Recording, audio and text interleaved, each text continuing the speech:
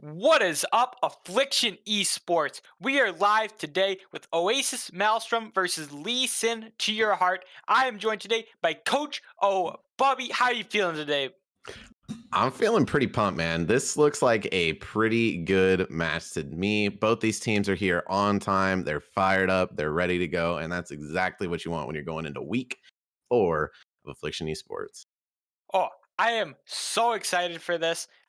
Looking at over some of the OPGGs, we do see that Lee Sin to your heart, all players on the roster actually have an over 50% win rate on their roles in ranked. Oh, yeah. I really am looking at Oasis Maelstrom right now. And I got to say, I'm really loving their roster. The champions that they play are so exciting. I have seen some Alawi this season, and I gotta say the top laner is very good at it, and that is just such a strong pick. There's a lot of other tanks and things like that too, but I gotta say, out of everything that we might see tonight, I really want to see Oasis Maelstrom pull out an Alawi, get some giant 4 or 5 man ult leap of fates out, and just get these huge instant quadra pentakills that we know Alawi's capable of. Yeah, we are going to be heading into draft very soon here. Pick and Ban has already started, it seems, with Misfortune, Olivia, and Olaf already being banned away. I didn't get the link. Where is that? It is. I'm just guessing you were correct. Yeah, I got it. Well, we also see Lulu being banned away by Oasis Maelstrom. Very good ban. Lots of.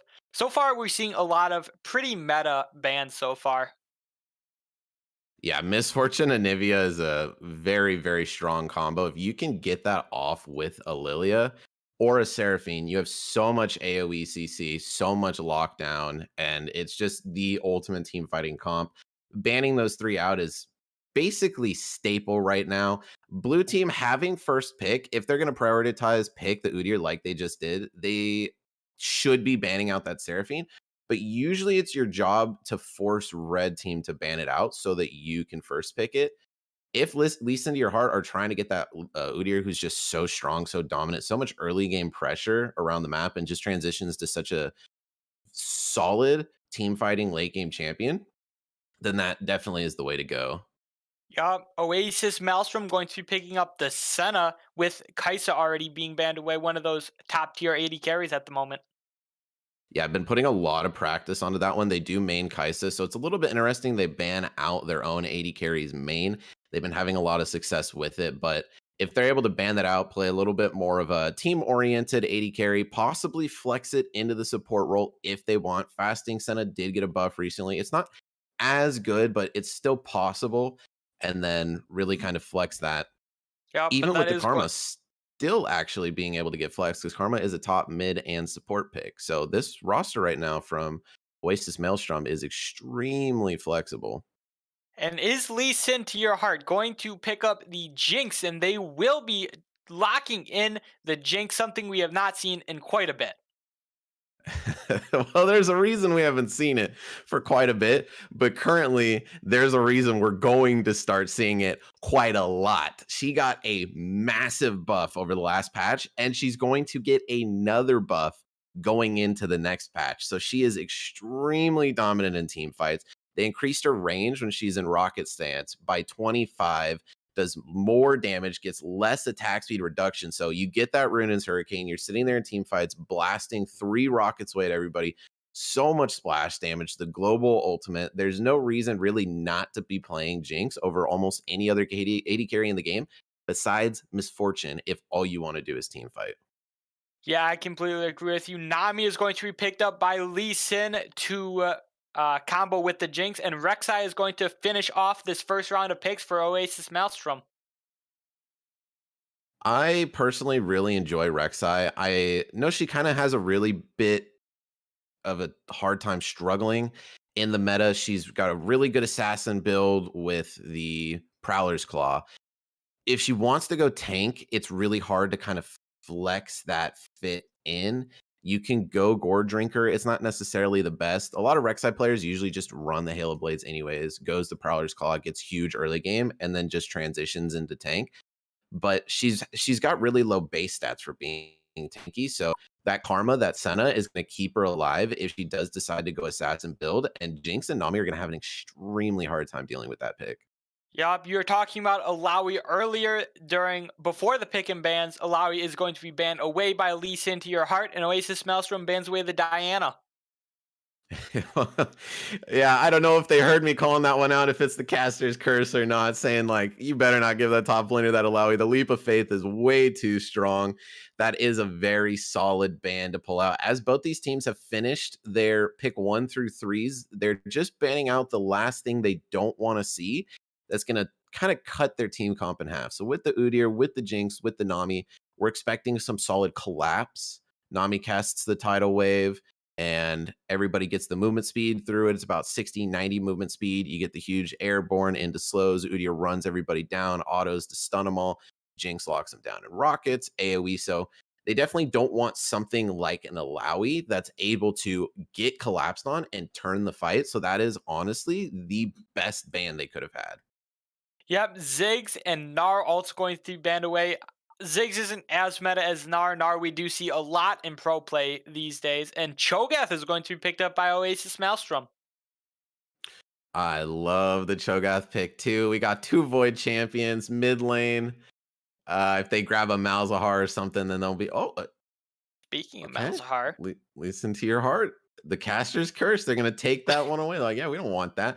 I don't think it would be the best pick for Oasis Maelstrom, but I would just love to see it personally. Seeing like multiple Void champions in a match, it's just really pretty. And purple's my favorite color. So, I'm a little biased. I think the Malzahar pick is very solid. It's going to essentially force Rek'Sai to either get a QSS or pretty much die for trying to engage, as long as Malzahar's not the one being engaged on. And seeing as you have a Jinx with a Nami to just pump her up and run this front to back collapse comp, I think that's a super solid pick. Oasis Maelstrom still has the opportunity to counter. They banned out Zig, so they don't have a lot of poke options left. Victor's still on the board. Syndra's still on the board. If they have the practice with it, they might be able to go Azir. That's a very strong one. Gives you pick and disengage. But they're going to need some pretty heavy frontline damage on this mid pick right here. yep, They want this comp to work. Ornn is going to be picked up by Lee Sin to your heart, and Oasis Maelstrom putting a lot of thought into their final pick of this match. It's going to be the Corki that is going to be picked. Yeah, I gotta say, I'm really enjoying the pick and ban phase from both these teams. This is really well thought out by both of them. Ornn top lane really complements that collapse hard engage combo style. He's got disengage if he needs it too. Really rounds it out. Udyr, Ornn, and Nami just massively collapse on each other. Jinx does all the damage, and Malzahar is able to just peel that Rek'Sai off completely. Senna Karma is able to get the Cho'Gath, the Rek'Sai in there. Both can peel for Corki, and Corki is so strong right now. He's not necessarily the best mid laner in the game because he doesn't really fit into comps as much as something like a Seraphine would in mid lane, but he still is probably in the top 3 or 4 highest DPS mid laners. So when you're running a very support oriented bottom style, like we're going to see the Sen 80 carry Karma go in, that you originally called, that Corki is allowed to pretty much hyper carry this game as long as they get the gold on him that they need. That is very true. We talked a lot about Lee Sin to your heart's plan, just running them down using the Nami wave. Let's talk a little bit about Oasis Maelstrom. What do we think their plan is going to be for this game? So they have really solid poke. They have Senna, they have Karma, Rek'Sai, Cho'Gath, and Corki. All of them have at least one ability that's pretty threatening, or at least giving some kind of pick potential at medium range. If any of them lands one thing, the other can land the rest. So you got Karma slow into Senna snare, into Karma snare, into Rek'Sai airborne, Cho'Gath silence, and Corki with all that AoE damage that he packs can just blow everybody away. They also are probably going to need to rely on playing around Corki's care package. When he's able to pick that up, he gets the bonus movement speed. He can pop the W and fly in, knocking everybody aside, putting that huge AoE slow burn down. I believe they just buffed it again. So I think it's a 70% slow that's like 80% of his AP over time. It's so much damage. If they can actually dive into the backline, ignoring the Ornn and the Udyr, popping that Malzahar spell shield, Rek'Sai and Cho'Gath can just run it down too. The only problem is if they do choose to pick this fight, they need to kill Jinx and Malzahar faster than Udyr and Ornn are going to be able to kill Senna Karma. Corki, being the engage, doesn't have to worry too much about self-peel. He's going to need to pick up an early QSS, but being in the lane against Malzahar, that's pretty common. Yeah, I completely agree with you. No real big surprises here coming up in pick and ban. I am not sure if we have an intermission screen, but if we do, we would be glad as the pick and bans are being done in the client and the spectator delay will happen to hop over to that real quick. I think we go into spectator delay and then we go until 30 seconds and then timeout. Oh, So we that still, is on me. yeah, folks, you're still here with us for another 2 minutes. I know you're getting a little bit tired of us, but you got us for the rest of the night. So I'm Yeah. loving these comps. I want to talk about the players individually for a minute. So Marion Cross from Oasis Maelstrom has mostly played Kaisa during the season at ranked, but has put a lot of practice onto playing the Senna. Senna is a very high priority pick as an AD carry, and I personally think is very good against Jinx. Being able to abuse Jinx's subpar laning phase, unless Nami is landing bubbles, they don't have any kill potential. Senna is able to easily trade with Nami, trade with Jinx, start stacking her souls, getting that 20, 40, 60 soul increment increase to increase that attack range. And the bigger her attack range gets, having that glacial augmentation on attacks, it's going to be really hard to walk through their team with no dashes on their team to get on top of them. Corki Dracana is just such a smart pick, really having this high AP that they're lacking. Senna and Rek'Sai bring a lot of AD. Cho'Gath with the execute to finish people off. It's such a strong team comp, and you can tell that they put a lot of practice into drafting this. And I'm sure the same can be said for Lee Sin to your heart. Yeah, definitely. These compositions very well thought out here, and Coach Bubbly has definitely broken them down very well here. I really like Lee Sin to your heart's composition. I like how they can chase down. They got the Malzahar for the peel. They have great team fighting. Their laning phase may be a little bit rough with the Jinx Nami if they're not landing bubbles, as you said, but I think that both these teams will be giving a pretty darn good fight. Yeah, I'm very excited for it. I'm really kind of just wanting to see how this Malzahar pick fits in too, because you have a really hard collapse comp, and the Malzahar pick is very solid for keeping Maelstrom off of you. But when Udyr's so fast, Ornn goes in so far, Nami's speeding everybody up. You kind of end up getting left in the dust if you're running an opponent down, unless you're really ulting the Rek'Sai or Cho'Gath. And well, Rek'Sai is a good target to ult. If it's not Corki, it's not Senna. Even if it results in a pick, committing that many resources to killing the front line first is pretty much what the front line's there for, especially with so many abilities on their team to cancel it right on Cho'Gath. So if you're not ulting Cho'Gath as Malzahar, Cho'Gath's going to be stopping your ult immediately thereafter, or just straight up killing you with his feast. Yeah, definitely. The Cho'Gath is going to be a pretty formidable threat with his silence. There's quite a few ultis that can be silenced here, such as the Malzahar ultimate. Such a huge ultimate. I'm excited to see how he uses that. Wiggy Wonka uses that in team fights. All right. Well, that's about as much as we're able to talk about, ladies and gentlemen. We will be letting the spectator delay finish up for just a minute. We'll be right back with you for week 4, best of 3 between Leeson to your heart and Maelstrom or Oasis Maelstrom. See you in a minute, ladies and gentlemen. Stick around.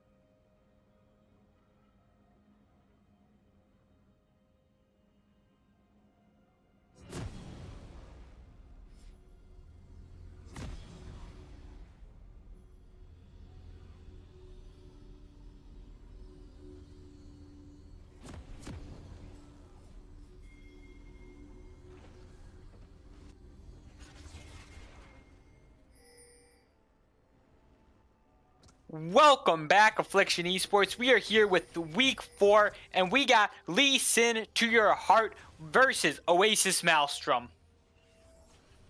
Yeah, I'm the color caster, Coach O'Bubby, joined here by the lovely Chief Chirpa for your play-by-play. I'm hoping we're going to go into a very exciting game 1 for this best of 3. As we see currently, red team getting that super strong deep board into Raptors. It's slightly early as it's placed about 40 seconds in. Normally you want to get that in at about a minute, but if he's going to reset and he's going to go top side for that early red buff, cleared down, we're probably going to see priority ganks in mid and bot side, as that's what the team comp wants to do. Very true. Udyr hovering up towards the top side as we do see him guarding the second entrance in the top side river. And other than that, if we look at runes, Jinx did opt for Conqueror, which I just recently learned is actually meta. Yeah, it's meta in the high level of play. Pretty much any AD carry can go Conquerors if they're able to stack it easily with a team to fight front to back. Overall, as an AD carry, sometimes fleet footwork or press the attack or lethal tempo overall will give you a better laning phase, more damage. But when you're just going to be running people down, you have Nami and Malzahar peeling, Udyr and Ornn in the front line. You can sit there and easily stack that up, get those 12 stacks, get the bonus damage, get the healing off. It ends up being really useful in huge team fights, especially when Jinx has extremely high AD scalings on her W and R. Yeah, I do agree with that. Cho'Gath opting for the Comet build, so going to be trying to poke out Star a little bit more. Ornn versus Cho'Gath is a battle of the Titans. We got the Godzilla versus King Kong movie coming out, and I think that's almost what we're seeing in top lane right now, the battle of the beasts. Corki pushing it in mid lane, doing Corki things, shoving Malzahar in so hard he's at half his CS. This is going to be a really hard laning phase Malzahar. Malzahar usually is the one wanting to shove, and being in this position where he's getting shoved in is going to really delay his CSing to get that lost chapter, to get the damage that he needs to be able to do anything at level 6, especially running teleport, probably trying to look for plays once he hits 6 around Rift Herald, my bad, and Drake bottom side, maybe even top side if they want early game before Cho'Gath gets tanky. And this amount of pressure that Dracana is putting on him is going to really hinder their ability to team fight for these early Drakes. Yeah, well, while we are talking about mid lane, there was a attempted gank. Steve Tortilla forcing the flash out of Dracana. I spoke a little bit too soon. Forcing that flash out of Corki is going to be huge. He still is able to disengage if he needs to, so not necessarily the biggest deal in the world. Yeah, but a huge fight's breaking on bottom. Yeah, Andromeda is going to get ignited, and First Blood is going over to Razorleaf. Yeah, this is a lot of combat right now coming out from both teams. I don't necessarily know that red team is really the team that wants to fight right now, considering Steve Tortilla first pick priority picked that Udyr, and Rek'Sai is not a counter pick to it, so they have the early game jungle domination. They saw him starting topside. You know those plays are coming, and he just rotates right down to bottom lane on time for the gank, and they pick a fight in a pretty much farming lane with Senna Karma, and it ends up backfiring against them. Oh yeah, the Jinx traps a little bit too far back did allow for the easy kill onto Andromeda, only an ignite used by Kawaii Maya. Yeah, we got to point out one important mechanic here for Razorleaf that he's going to be dealing with. So Jinx got huge buff. She's very strong. The Conqueror build is meta right now, but her snares got reworked. It doesn't cast at where you place them. It casts at maximum range. So if you're trying to throw it a little bit behind Senna, like we just saw in that skirmish, you'll actually just throw it at the max range and put it directly on her. So I think Razorleaf is actually positioning these correctly. He's just not used to the mechanical change. Yes, I did not actually know that. I used to play Jinx back in Season 9, and mechanics, I guess, have changed a little bit. Drake is going to be up. Now, first Drake is going to be a Mountain Drake, so we will not be seeing a Mountain Soul this game, which I think is pretty good with the amount of tank that we do see on Lisa Into Your Heart. Yeah, both teams are honestly pretty tanky. So getting that first is going to be a pretty huge buff. I think you specifically want to keep it away from Udyr and Ornn. So red team needs to prioritize this. If Feathers and Fur can hit 6, shove this wave in, base, position for a teleport if he needs it, I think there's no real way that Lee Sin to your heart is able to secure it. But it is possible if they get shoved in or he's not there on time, the 4v4 is going to go in favor as we see a fight break down bottom side. Yeah, Steve Tortilla looking for something. Does see Sir Vanderfall on a deep ward in the bush, and that will just look for a disengage from both teams. I'm surprised Udyr went for that gank, having kind of seen him there already. He's also basing when they're clearing a control ward, so he's probably pretty confident here that Rek'Sai is not going to try and grab it. Actually, not both bottom lanes. Only Jinx is based, having that Noon Quiver, so they really have no priority over this Drake. Senna, 12 CS down, is going to base and try and pick up what she can. 50 gold short of the Noon Quiver, so either she's got to wait for 50 gold or sell some biscuits to pick that up. Yeah, that is not the kind of position you want to be in. Noon Quiver being a very good power spike for most AD carries, giving you that AD, that extra AD against minions, and the attack speed. Yeah, Andromeda, my bad, is very comfortable. Karma is his main pick currently. The poke has been amazing. Unfortunately, they have some pretty decent sustain, but Karma is really going to lead the charges in these team fights, using the mantra with her shield to speed everybody up. So making sure that she's able to stay in lane, get the levels that she needs is going to be important as they fight again bottom side. Oh, that was a beautiful trap. So right on top of Marion Cross, a little bit of a trade top side, not going in either favor. But that killed bot side. Went over to the Nami, but I think that was such well played. Yeah, I keep talking about how they need to be this farm lane. They need to be playing safe. They need to be playing to scale and just try and CS. And then they keep fighting. And it's not even really like these big fights. It's like these 20, 30-second long skirmishes where then somebody just instantly pops and dies. And if they keep doing this, it's going to be really difficult with a half CS Senna compared to Jinx right now. 30 to 60. Blue team now having priority on Drake. This is looking pretty good for Lee Sin to your heart. Yeah, Lee Sin to your heart definitely wanting this early Drake, wanting these early kills in the spot lane. And that is just first Drake going over to Lee Sin to your heart without any contest. Next Drake is going to be an Infernal Drake. So we will be seeing a Ocean Soul or a Cloud Soul this game. I really hope for both teams' sakes it's not a Cloud Soul, because that is so insanely detrimental on an Udyr or a Karma. Both can spam their ultimate off of the Cloud Drake movement speed cooldown, and with both of these comps being collapse comps, that's going to be make or break. So hopefully it's Ocean. Ocean's still great, but red team's looking for a play bot.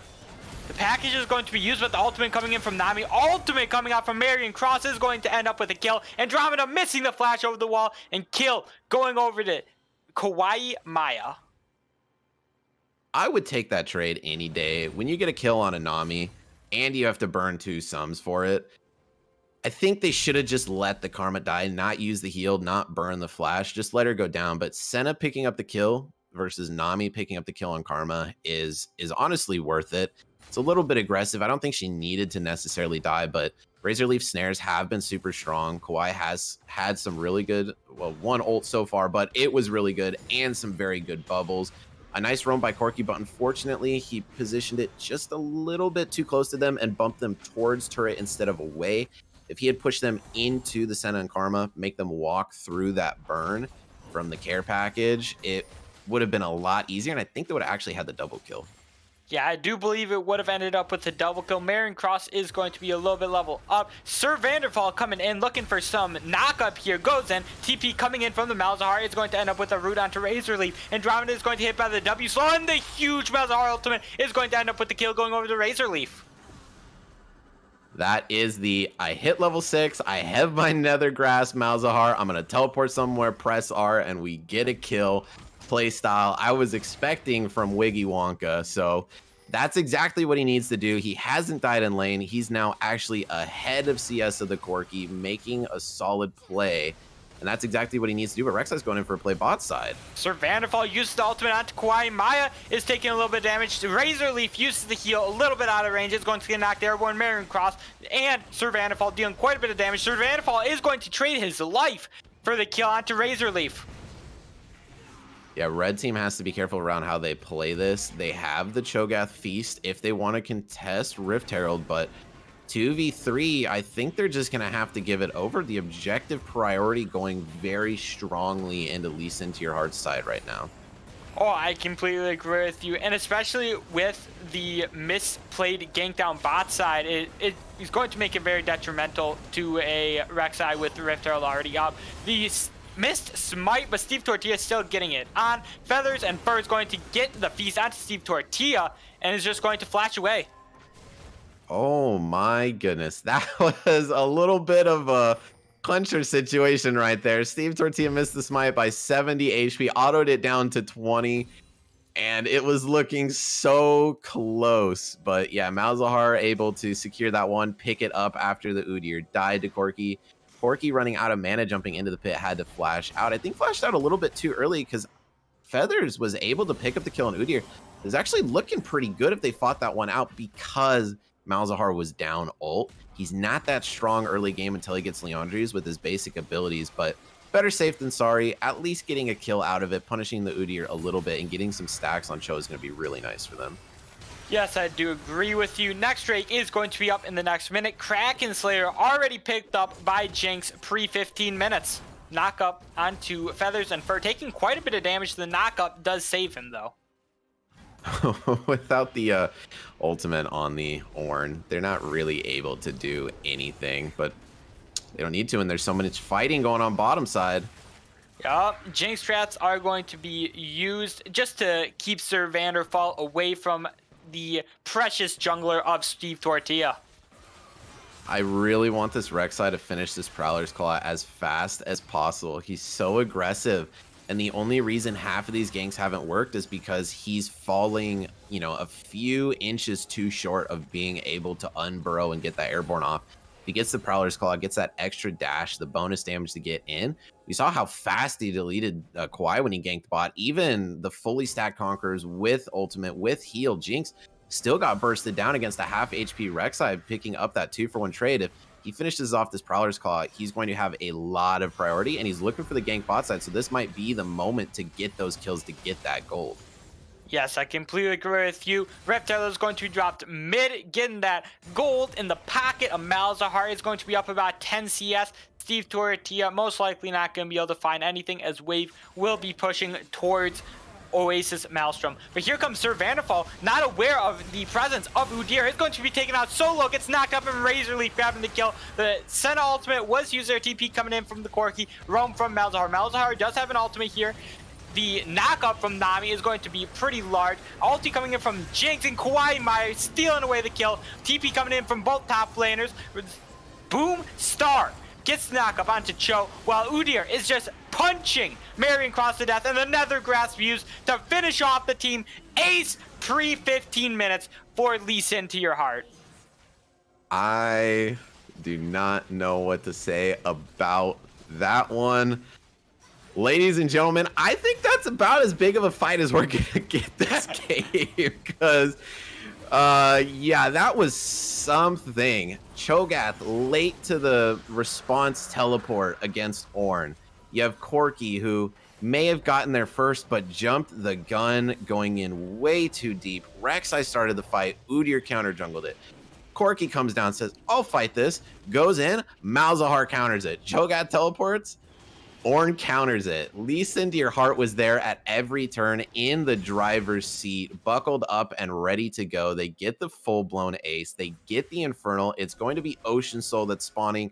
Cloud would be the best, but Ocean is still going to be terrifying when you have this heavy sustained Jinx. Super tanky Ornn. and Udyr, who even more so now when you get an Ocean Soul, and Malzahar, who, hey, why not? You know, he doesn't really like anything besides Infernal, but he'll take it. It's better than a Cloud Drake for a Malzahar who has to stand still when ulting. Yeah, it would be very unfortunate for him if it was Cloud Soul, but so many different opportunities, so many great Drakes that could have been used here. I still would have argued that Earth Soul would be the best here if it wasn't the first Drake of the game.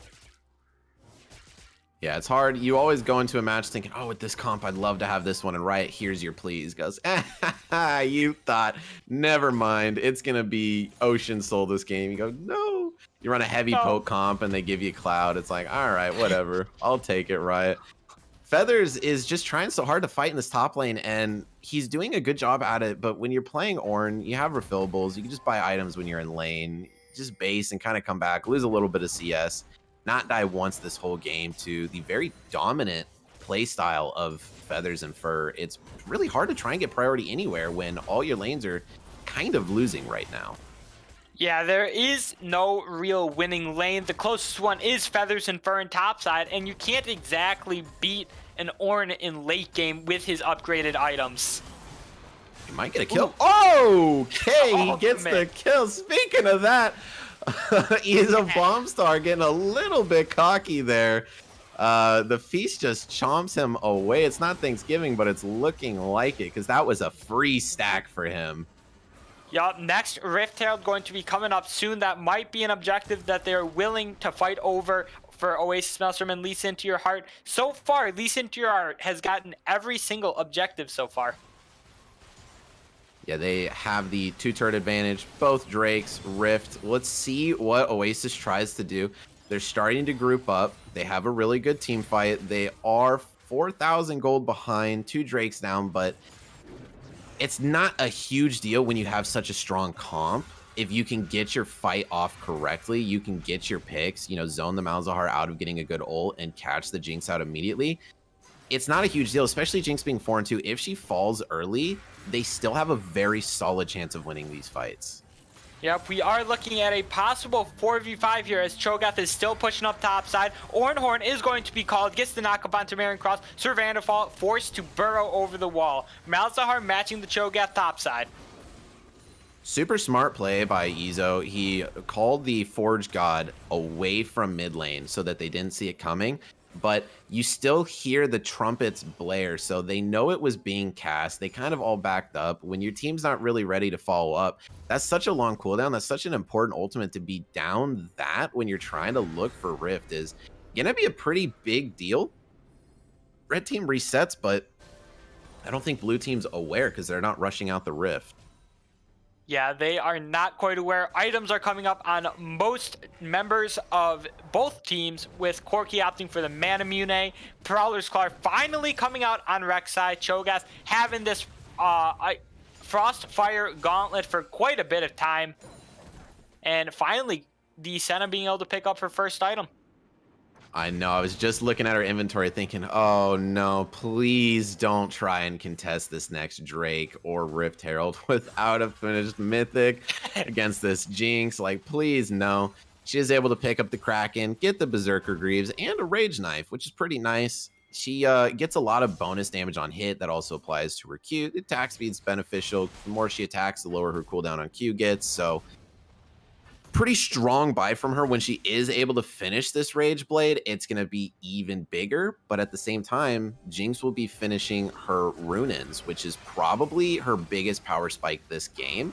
Even more so than Kraken is having the triple rocket stance, firing away in team fights, splash damaging everybody with so much damage. Yeah, I agree with you that the 2-item power spike on Jinx is probably the best you can get. TP coming in from the Cho'Gath. Blue team does not quite know about it. Ornhorn is not going to be up. The ulti coming in from Nami and from Senna. Feathers and Fur taking quite a lot of damage is going to get knocked up. Lel Z Bomb Star tank and everything is going to be taken out really low. Wiggy Walk grabbing the Nether grasp kill. Ornhorn is going to be finally off cooldown, is going to be called. Gets the knock up onto Feathers and Fur, but everyone on Lease Into Your Heart is really low. Razor Leaf is phrase tanking the Feathers and Fur. Infernal the Ocean Drake goes over to blue team, but everyone on blue team is just too low to fight this now. I would have to say Steve Tortilla and Wiggy Wonka are very lucky to have gotten out of that one. They both had flashes, and at the same time, it was luck. It was a lot of skill. They had to hold their flash for so long to flash at the perfect time to get out of that. They do secure the Drake. They give up some shutdown gold. All in all, I think it's still a win. The gold gap got closed by 2,000, so they're a little bit less, quote unquote, ahead. But 5 minutes from now, they get that Ocean Soul. It is going to be a different story. That was a 40-second team fight.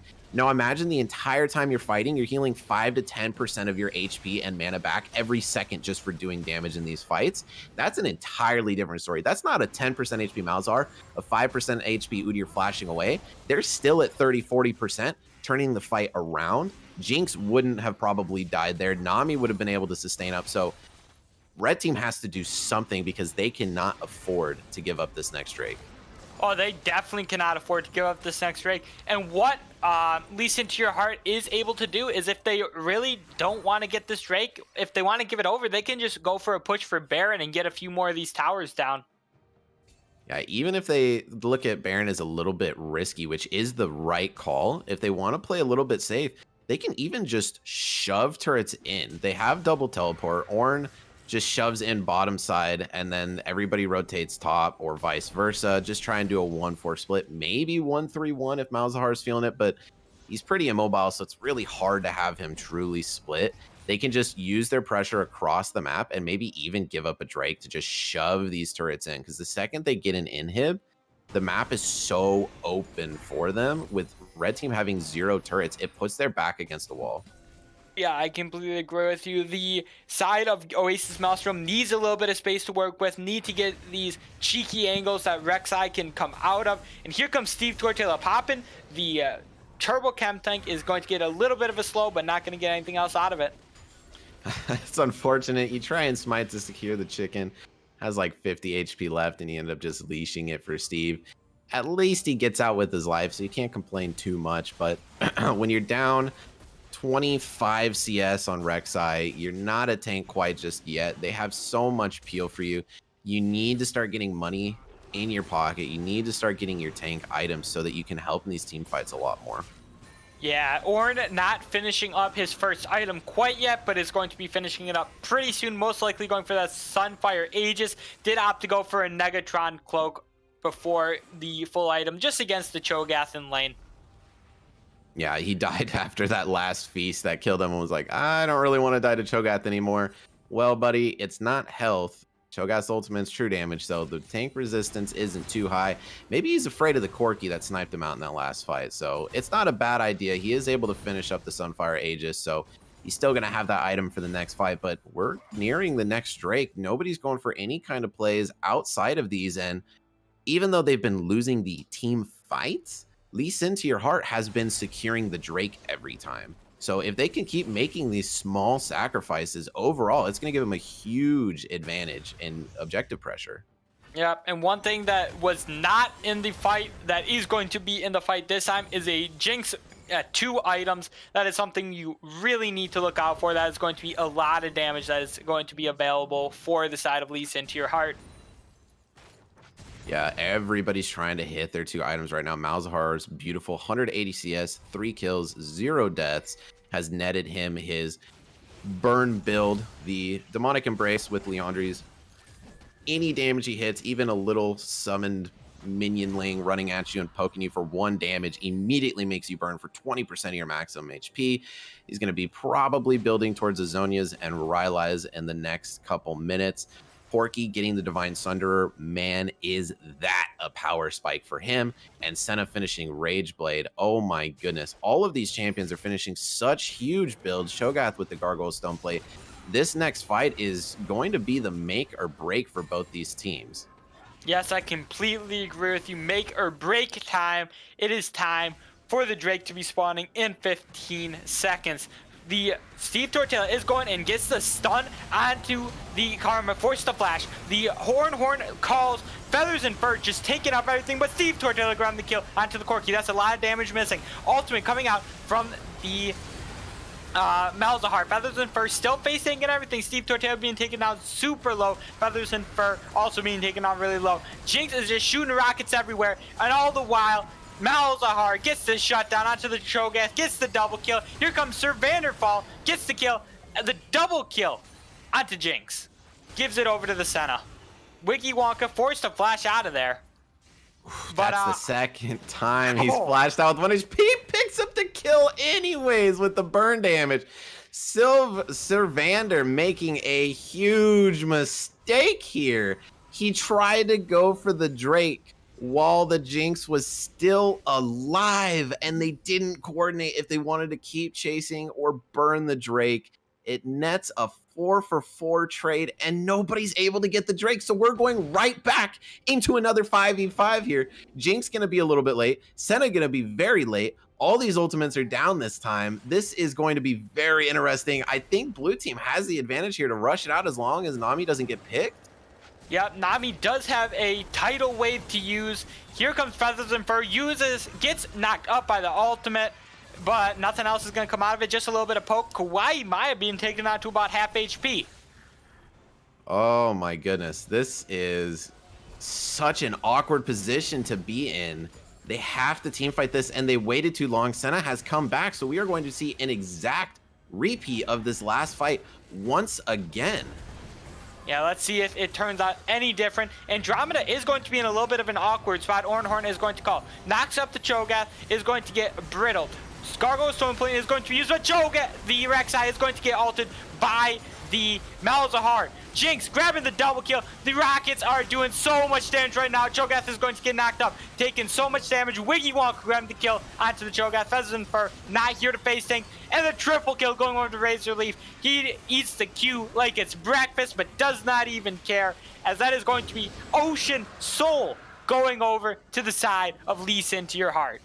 They can take that soul, rotate straight to Baron, reset, and shove down for mid for this inhib in the next 3 minutes. And the comeback potential for Oasis right now is looking very grim. We saw a few good team fights. That last one was not quite it. Rek'Sai trying to go in on Jinx without the rest of her team. Just gets nether grass by Malzahar, locked down in place. Nami bubble, Jinx snares, Udyr stunned. Just too much to deal with, and he falls, or she falls first. The rest of the team doesn't have the damage. They won last fight because Rek'Sai has this Prowler's Claw, is still technically an assassin, stayed alive until the end, just doing so much damage. This time fell first in the fight. That's going to be back up to a 5k gold lead. They got the soul now, they got the Baron, they're putting Oasis against the ropes, and they are looking very clean this game. Yeah, Lease Into Your Heart definitely making very good plays. Items are starting to come out. 3 items on Jinx, 2 items on Nami. Excuse me. Ornn building the Warden's Mail, looking to most likely go. I'm not really too sure. I think he's splitting up his item build. He just likes being tanky. I don't think he really cares how he does it when you're playing Ornn. You get so tanky no matter what you do. He has 1 health item and he's sitting at what, 2,700 HP right now. So I don't think he really cares. Cho'Gath's quite a bit bigger, sitting at 4k, but you know, it's what you expect when you have an ultimate. You got 11 stacks of feast right now. Every stack is giving you 120 maximum HP. So that is 1,320 bonus HP from his ult. So he doesn't need health items. Yeah, but he is getting chunked out by this Ornn, the Forge God, showing why he's the god and Feathers and Fur isn't. He's a bird versus a god, it seems. I would say Cho'Gath kind of looks like a god, to be fair, but they are trying to defend this, and they just don't seem to be able to. Cho'Gath's trying to get back in base. He gets stopped by Ornn, possibly dying here under this turret. We are transferring to the mid lane. Andromeda being taken out solo is going to get Nethergrass on to the Senna. The wave canceling the Drakena's package, and they are looking to end the game here. Lease Into Your Heart grabbing the second ace of the game. That's just GG there. Yeah, most definitely not a lot left to do. They tried their best to defend at the last second, but game one is definitely well deserved, going over to Lee Sin to your heart for this best of three. Yeah, it was well fought by Oasis Maelstrom, but in the end, not able to do it. We will be heading to a short break while we look to restart these matches after a exactly 30-minute match. I'm Chief Charpa, joined by Coach O'Bubby. We'll see you guys on the Rift.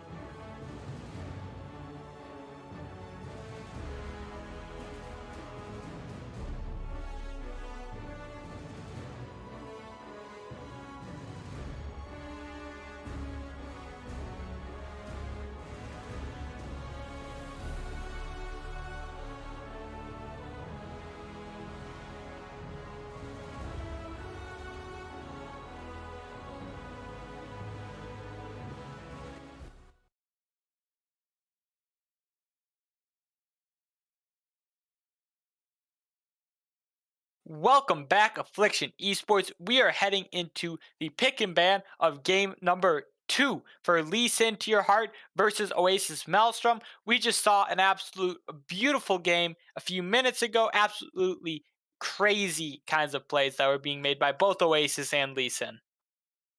That was a very back and forth game. I know you hear this phrase a lot, neck and neck, back and forth, super evenly sided, throws left, throws right. I don't think realistically either of the teams threw at any point in time. There was one bad fight that they picked from Oasis when they really kind of jumped the gun. Rek'Sai went in and got counter ganked by Udyr, and then Corky's like, I'll still go in anyways with the package. And then, they got that full blown ace. And that really set the path for Lee Sin to Your Heart to kind of take that lead and roll through. But the fact that Oasis played so strong with a disadvantage the entire game and still contested them all the way up until the last two fights, if they're the one in the driver's seat, if they're the one getting all the money, I think we'll see a complete change where Oasis is now taking the reins if they can get that early game lead. For sure. Right off the bat, we see Lulu, Hecarim, Udyr, and a Nivea ban. Lee Sin opting to ban their own Udyr, which I find interesting. Yeah, when you have blue team who gets first pick, you kind of have to ban out the things you just do not want to see. And Oasis has a lot of experience with Udyr. They've been playing it a lot recently. They've been finding a lot of success in practicing with it. So they have to be really cautious. That does leave Seraphine open, and they do have practice on the Seraphine, Yup. specifically on 80 carry Seraphine. And it gets left open. Ooh boy. Seraphine is there it is. Yup. You're basically at last. Yeah. Woo, that's a three-way flex. You can rock that mid, you can rock that 80 carry, you can rock that support. I'm gonna go ahead and say I think that's going on the 80 carry this game. I think that is because they have the most experience and they have the most success with it. They still can flex it down if they want. Part of what makes that pick so strong is being able to grab it. First pick, it's S tier mid, S tier 80 carry, S tier support. You can flex it however you want, and you give no information away in your drafting when you secure that pick. Yup. Olaf is going to be Lee Sin's first pick, ironically. Well, unironically, I guess. And let's see what they decide to pick up as their second pick of this pick and ban. Taking their dear old sweet time, maybe see a 80 carry here. There it is. Yeah, jungle Samira. and 80 carry, unless you're grabbing a priority or flex pick, 80 carry and jungle is usually what you end up grabbing at the beginning of a drafting phase. It's the safest. It doesn't give a lot of information about what you're trying to do away. Even with Olaf and Samira, you would think, well, that sounds like pretty hard engage, pretty hard dive, right? Well, maybe you combo it with a Nami again, top lane. Oh man, they let Alawi through Oh, top lane Malphite or something, and what looks like some hard engage might just become pick potential into some slight collapse. There's a lot of different ways you can rotate it around. Whereas when you pick support, you pick top, you really kind of define exactly what kind of team you're going for. Oasis does pick their top early on because Alawi is the top laner's number one pick, highest priority pick, and he has so much success with that pick. They are not going to let that go through the next banning phase and get that taken away. yep. Oasis decides to pick up the Senna from last game. So I'm excited to see if the Senna is able to keep up her performance, maybe not play the same, maybe play a little bit better than last game.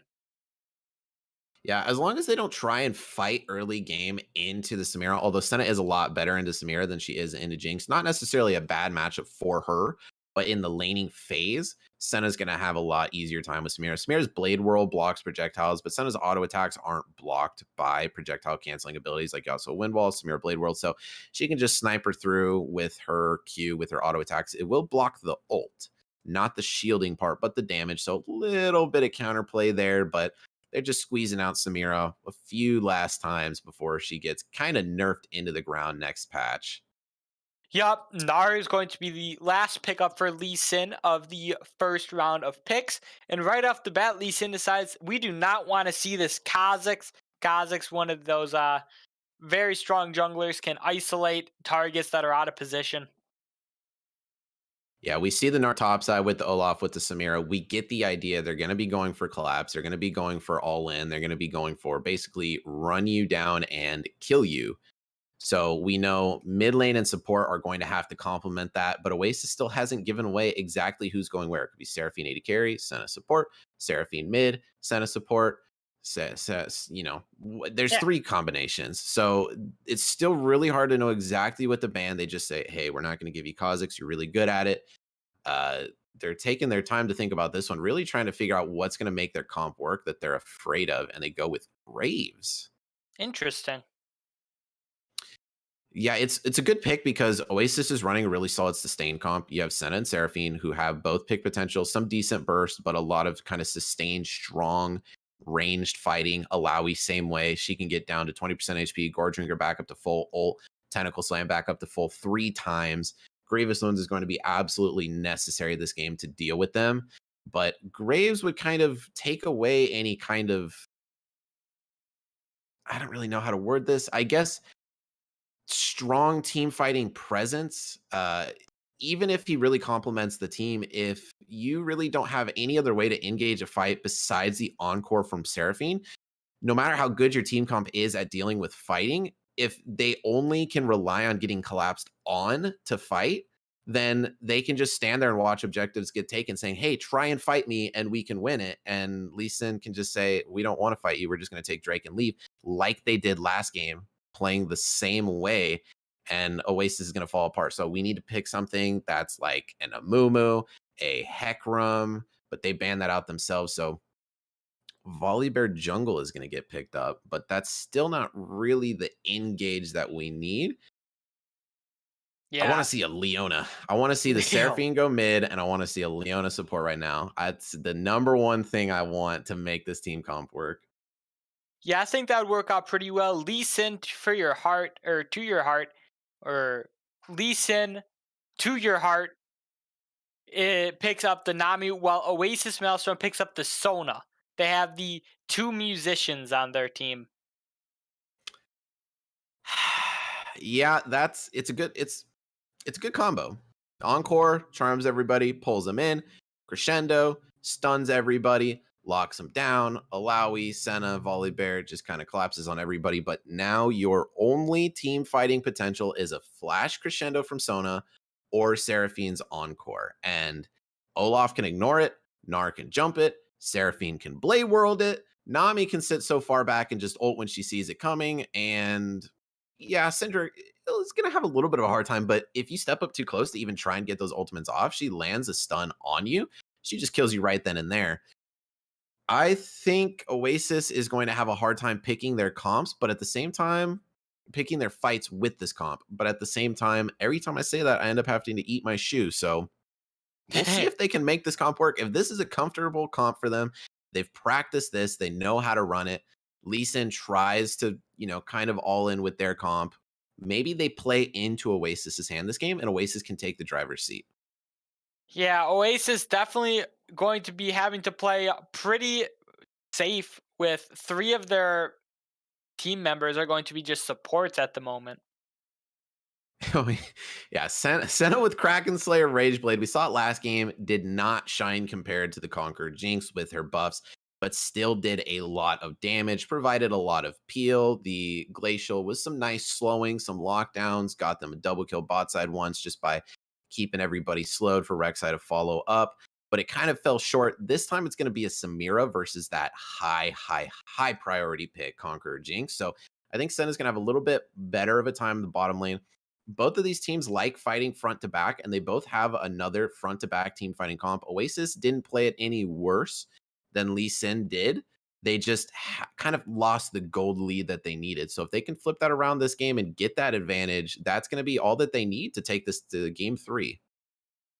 Yeah, it is going to be all that Oasis needs to get while we are finishing up our champ select. I want to just ask you, Bobby, where do you think these junglers are going to be prioritizing?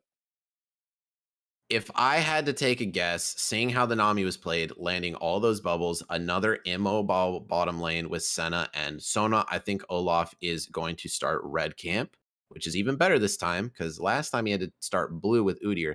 He's going to clear straight down, go for that early bottom lane gank. What we saw again, maybe mid with against the Seraphine, but we'll have to see. He did it last time, burned the Corki's flash. This time it's Seraphine, so it might just go the same way again. I think the Volley Bear is going to start traditional red and clear up. Probably try and get a Lowy fed, as that is their main pick on this comp. This Lowy player is phenomenal with the Lowy, usually carries their games. The Gnar, while he didn't get an increase to his jump range over the last few patches, still is really squishy if he transforms into Mega Gnar too early on. He becomes really immobile. So I think we're going to see Volibear start red and clear up. We're going to see Olaf start his red and clear down. Oasis is going to look top side, and Lee Send Your Heart is going to look bot side. Yeah, I think that that's going to be pretty well. Nar probably going to be playing weak side as well as Senna and Sona, leaving the supports to do what they're best at, supporting. Well, when you're playing Seraphine, even though you're a support, you can still assassinate people. So she is triple S here for a reason. Don't rule her out just yet. You might actually be seeing Seraphine bursting the Syndra this game if she gets the gold. If not, then gonna have to play back, play that triple support comp again. They played it last time. They did okay with it. Cho'Gath didn't quite have the damage. Alawi will this time. So we could see it flip around in their favor a little bit more this game. I do like the Seraphine mid more than Corki. So he played a really good Corki. He had a lot of good DPS, but he tried really hard to set up team fights, get a lot of CC down, kind of what you would expect more from something like a Seraphine. So now being able to play that way last game as Corki, getting the number one mid laner to play that way this game, Draconis Seraphine is going to actually have the abilities to get those team fights going. Yeah, I definitely agree with that. I am very fascinated to see how this match turns out. I want to see this top lane because Gnar into an Alawi, I think Gnar has that range advantage. But with the help of the junglers from this Volibear having that lockdown CC, I'm excited to see it. We are going to be hopping into the rest of our spectator delay. We're going to just grab a quick break, make sure that everything's all set up correctly. We'll see you guys on the Rift.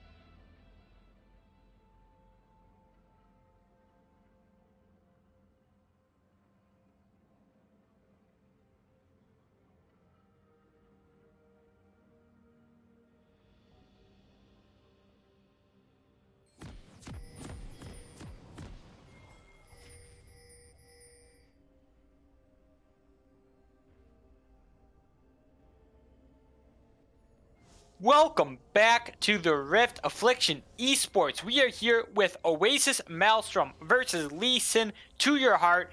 Game number 2.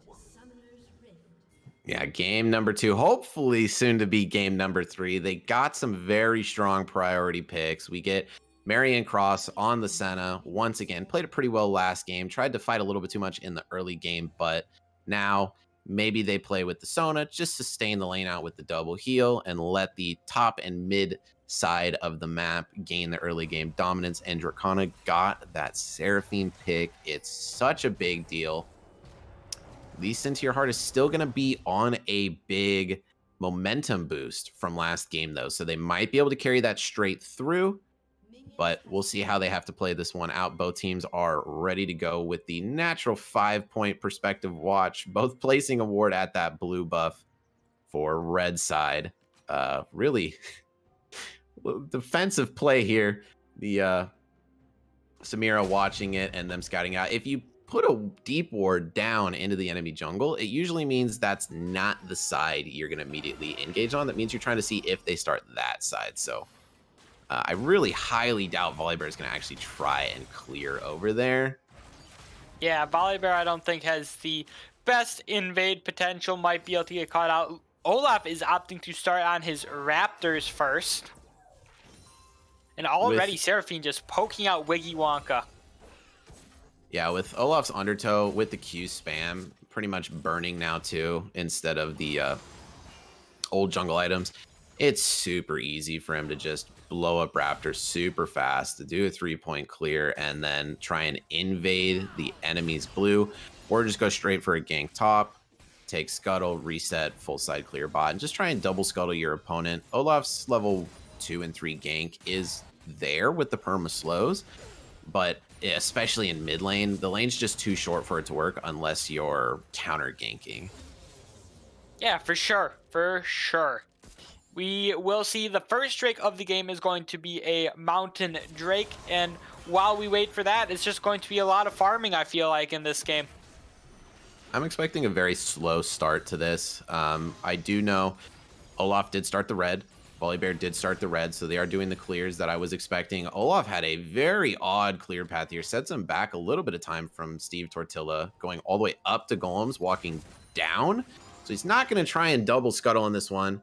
And he took a little bit too long to get that priority bottom side, so I'm not exactly sure what the play was here. Maybe just being safe because he got warded out. But Svanderfall is going to get that full clear, get the top Scuttle, and be able to look mid and top like we were thinking he was going to try and do this game. Yep, Wiggy Wonka, knowing that he's going to be going against the poke lane, is opting to take the corrupting potions, already having to use one of them. But Seraphine opting for the tier, most likely going to be grabbing a Seraph's Embrace second item. Yeah, with Seraphine out now, they should rename it Seraphine's Embrace. She, not that many people really actually like finishing the tier. Seraph's Embrace is not that amazing. The tier start specifically just gives you that 240 bonus mana. You get to stack it if you're in lane against the Syndra and you just want to keep shoving, not let it roam, not risk fighting, just farm from a distance with your abilities. It's the best way to go. It's the I'm not going to win lane, we'll just stalemate this and farm it out kind of start. So we already know that Dracon is probably not expecting to be getting ganked a lot by Savander, you know, trying to get 2-0 on Seraphine, but that's what you expect with a Seraphine anyways. Yep, Olaf passing down bot side. No wards in this bush, and the members of Oasis are pushing up kind of far. Here comes Steve Tortilla. Does not have any engage except a bubble that misses. Yeah, the wave was pushing. They didn't really need to jump the gun there, but it looks like blue team's putting them on the ropes now. Yeah, Kawaii Maya is forced to flash out of here, and here comes Sir Vanderfall. It does get a little bit of speed boost with the Q. Nothing else going to come out of that except a game pause. Yep, so that's all that we're getting, I guess. So if we look at the map state here, 7 seconds on Drake. Volibear already grabbing his first back, picking up that early Ruby Crystal. I don't see Volibear on Oh, he's right there under the pause screen. I was like, where'd he go? Him and the AD carry were missing. Yeah, they could try and go for a Drake off this. I don't know necessarily if it's the safest play. Volibear is very good at doing it, but with the Ghost Olaf, he could run in and die to grab it. I think they're going to have to hand it over. Just play it safe. It's in Mountains Drake first once again, so it's what we saw last time. It's what we're going to see again this time. We'll see what it's going to be for Soul Point. Yeah, here comes Andromeda, and it's just, they were just poking each other out with auto attacks as mages. It was just a little bit disappointing to see just the pity. Yeah, it's gonna get a little bit confusing seeing the Sona and Seraphine running very similar skins. I think that was intentional. You have the Valentine Senna with the not exactly sure what that Senna skin is called, but the lounging stay at home Seraphine skin, whatever it is. They have the same hair color. Oh my god, speak of the devil. There is the first blood for Alawi. That was a little bit uneventful. Picking that kill up, Gnar Mega had the flash, but just, he's so thick, man. He can't dodge that tentacle when he's sitting at such a low base movement speed. He doesn't have boots, and he's just so hulkingly massive without the leap. He ends up falling a huge mistake there, giving the Alawi exactly what Oasis Maelstrom wants this game. Yup. Dying to the, not a Q, but an ultimate proc is what he actually died to there. Yeah, just the tentacle slam. You can't kill the tentacles when Alawi's in her Leap of Faith. It puts her W reset on 2 seconds, so she can keep dash autoing you, does percent of your health, makes the tentacle slams. But she also landed the soul tether from her E, so Gnar walked out of range of that. That makes the tentacles attack you too. So the ultimate keeps the tentacles from dying. She landed the ultimate, so the tentacles are slamming. The spirit tether comes out, so he's slowed from it. He really just got backed against the wall, and the only option he had was the flash, and it looks like he just didn't want to. Flash encore from the Seraphine does not hit anyone, but forces the flash out of Razor Leaf. I think the Senna didn't really walk the Seraphine into lane with the mist right there. Jumped the gun a little bit, but they got the flash out either way, so they're happy with that.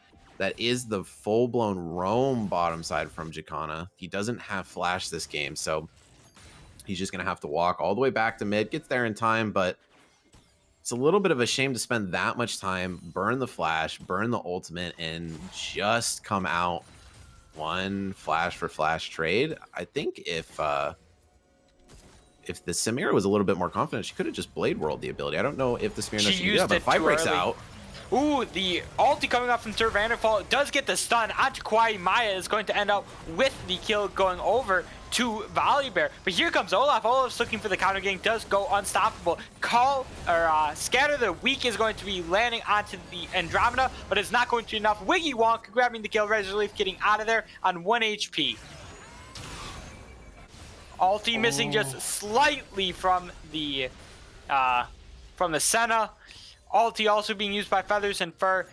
Just Bombstar just trying to dodge these tentacles again. I don't know. I think that was a massive prediction from Marion Cross. I think he was expecting the Samira to use her Wild Rush to dash to the Syndra to dodge it. But he could have had the kill there if he did aim that at the Samira. Her Blade World was still down, so that's a lot of pressure to basically get one kill on a Volibear who didn't even get his shutdown gold just yet when they finished him off. So huge on the Volibear. He needs to be big. He needs to be a front line. There's an island top lane for Feathers and Fur, and he's winning on it against the Gnar. So they're getting a lot of pressure around the map. This looks like a repeat of last game, but the teams have swapped positions. That is what it looks like. Oasis Maelstrom starting off this round strong. Let's see if they can carry out this lead that they've built for themselves. About a 30 CS lead in the top side, as well as a 30 CS lead in the bot side.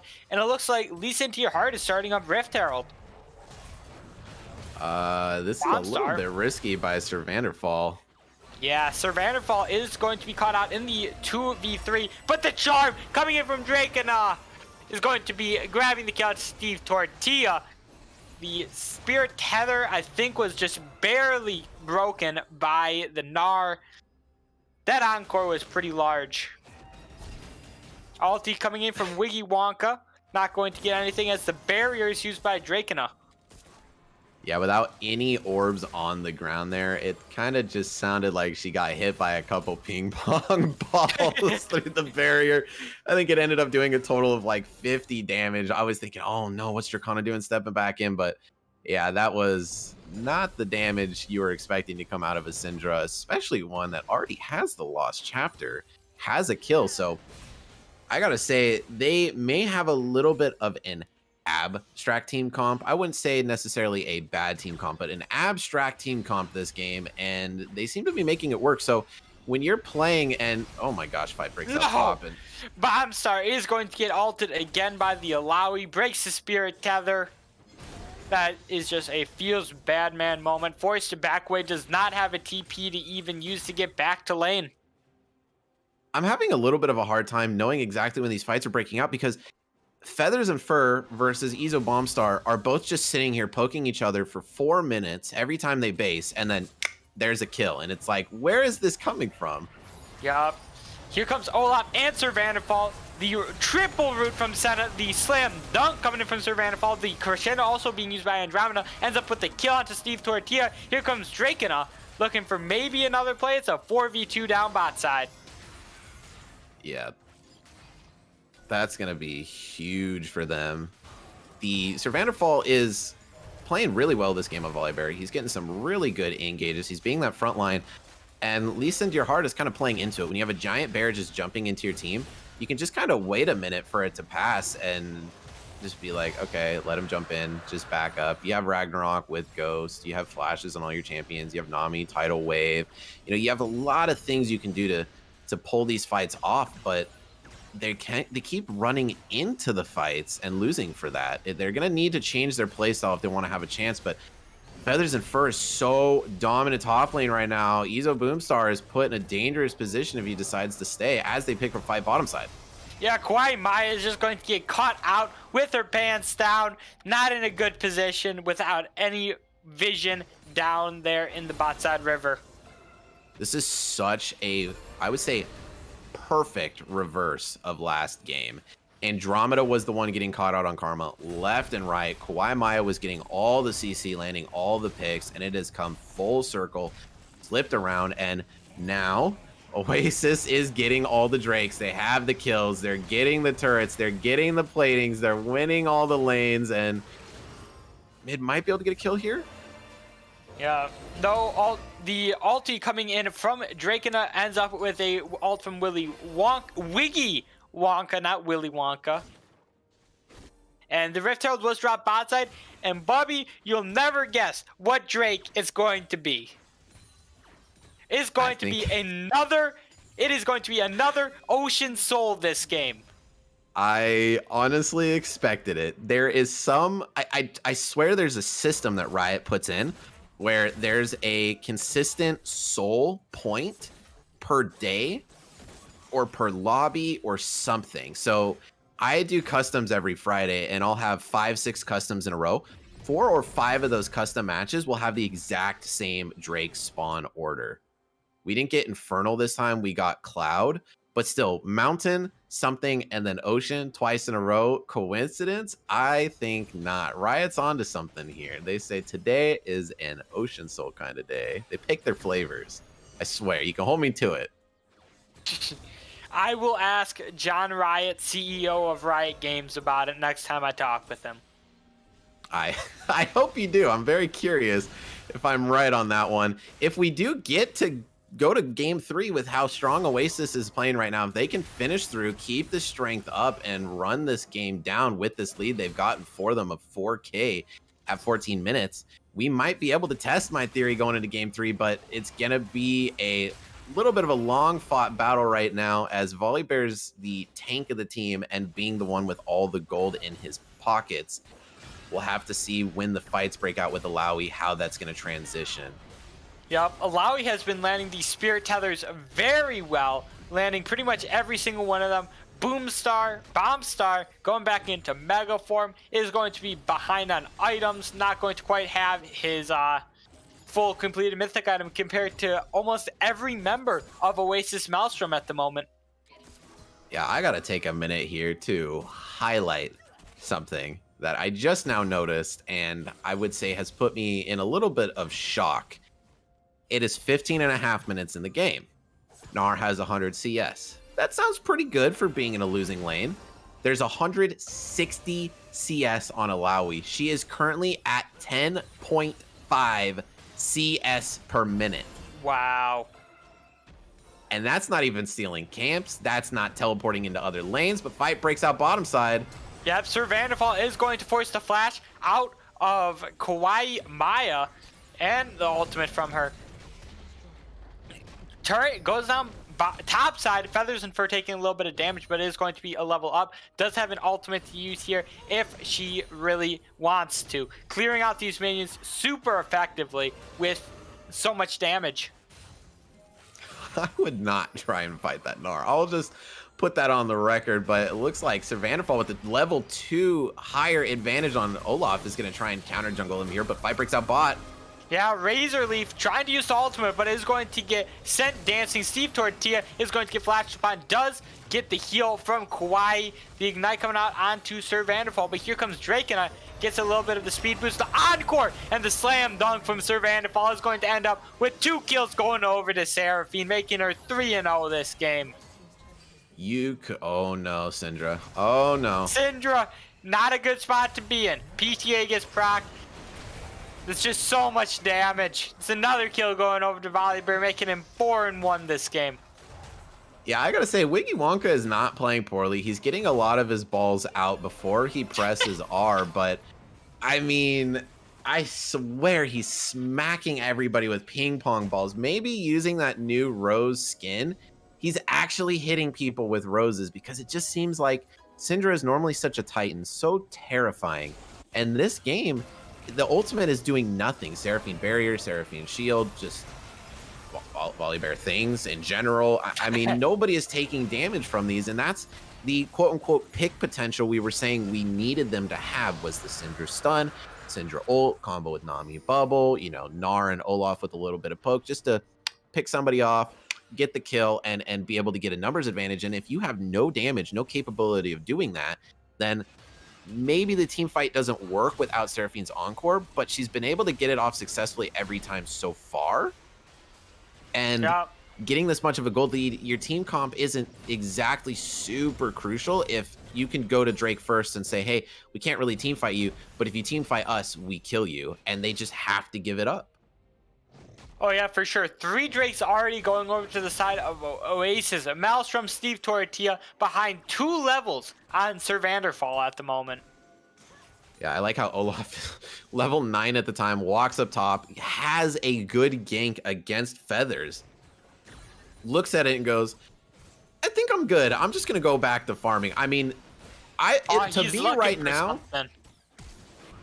Forced the flash out of Feathers, and Pure uses the ultimate, getting so much healing and turns the fight. Grabs the kill on Steve Tortilla. Wiggy Wonka taking a lot of damage. Is going to get taken out by Drake and his Q.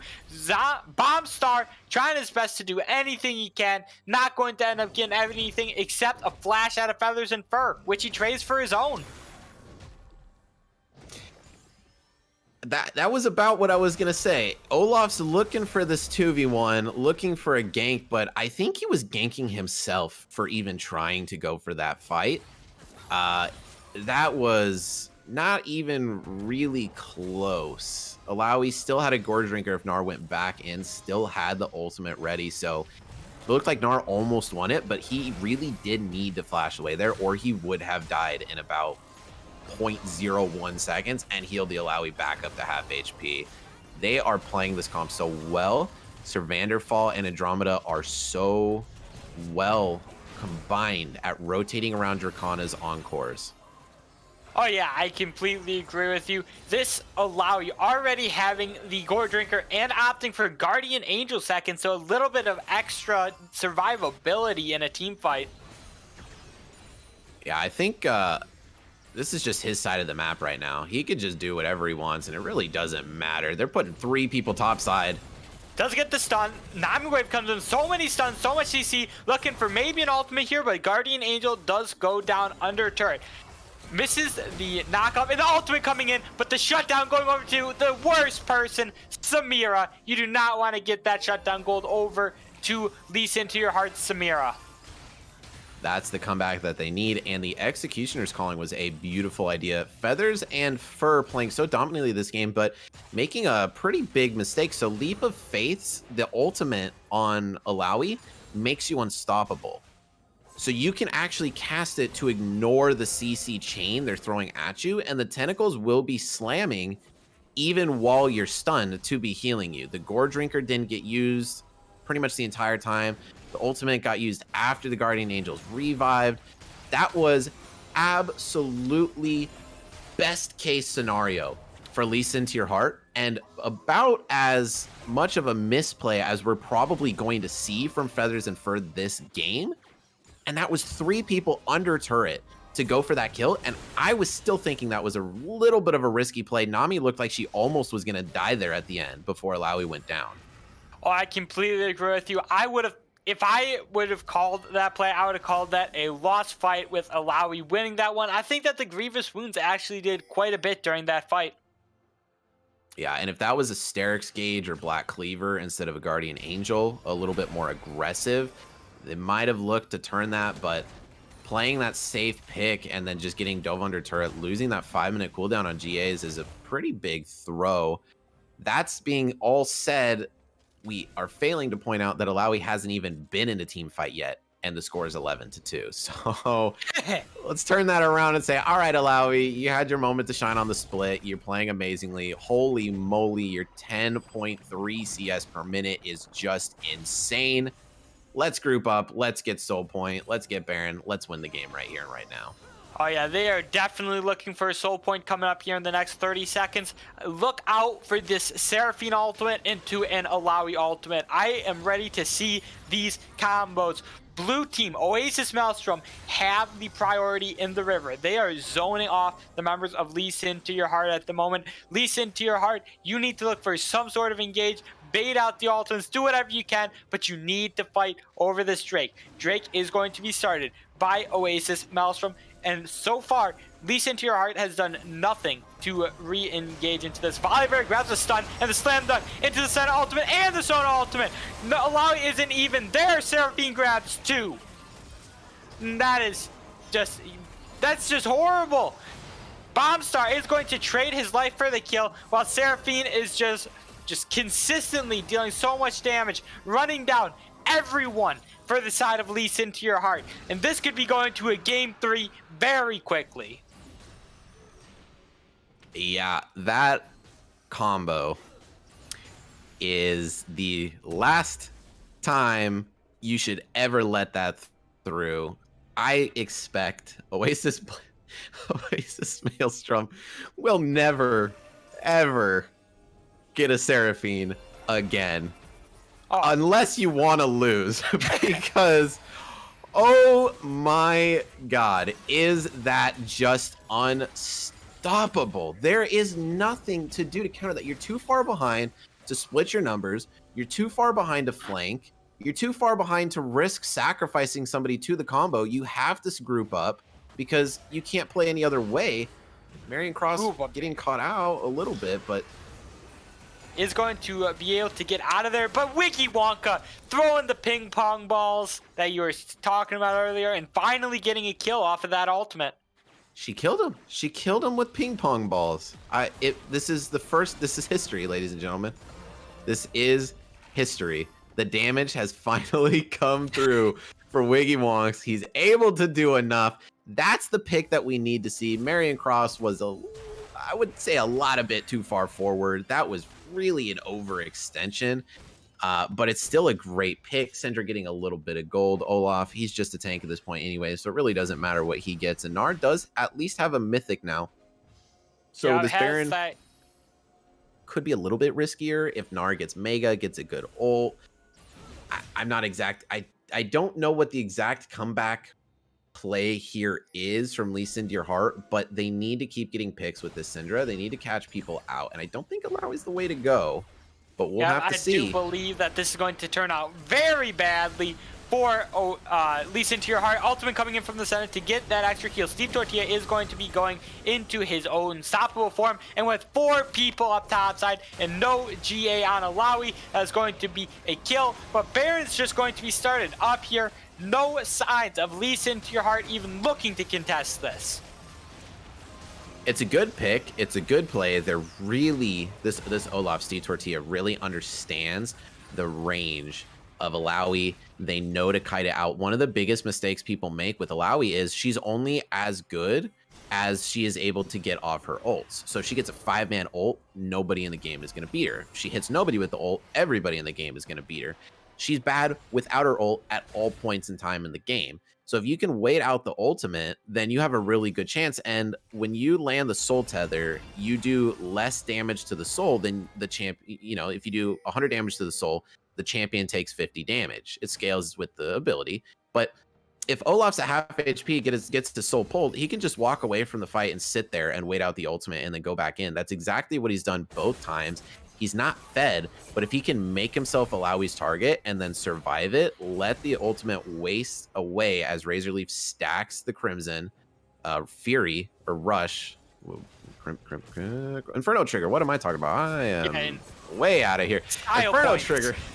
Ooh, Sir Vanderfall is going to be caught in a little bit of a risky position, forced to use the ult defensively. Here comes the Infernal Trigger. Bomb Star trying to do anything he can. That is a 4-person kill. Going over to Lee Sin to your heart, catching out this just member of Oasis Maelstrom. Olaf finally gets to kill this game, so I'm happy for that. I think they keep making these sacrificial plays, and it's looking good, but Oasis is making macro plays across the board every time. You kill Alawi bot. Oh no, Nami. No. The sushi, man.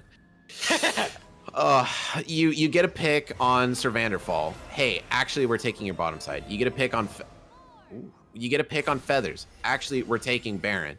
Hey, you try and rotate bot and look for a pick. Feathers is taking your turret. It's like everywhere you go, they're across the map taking something, being everywhere, and they're doing a really good job of closing this game out. The shutdown gold has helped a lot, but they have to make some kind of play before these inhibs fall, because with how strong Oasis is playing, with how much split pressure they're putting across this map, if an inhib opens and they add that to their split pressure, it's going to be next Baron for them. It's going to be Elder Drake Soul for them. It's going to be more inhibs for them, and they won't even need to fight to do it with how they're playing. Yep, Razorleaf taking a huge chunk of damage just from Feather and Fur's single Q. And while the rest of Oasis Maelstrom is just pushing down mid, this is a much better performance than what we saw last time. And I think it's very much attributed to the composition that they're playing. When you get a composition like this and you're happy with it, it's what you wanted, it's what you practiced, you know, your momentum comes back, you detilt. I think that's all you really need, whether the comp is perfect, but fight breaks out. Yup, Bomb Star getting the 3-man stun, but the Senna ultimate is going to be huge. Seraphine around the kill into the Nami. Olaf is in the backline, but Infernal Trigger comes out, grabs the kill onto the Seraphine.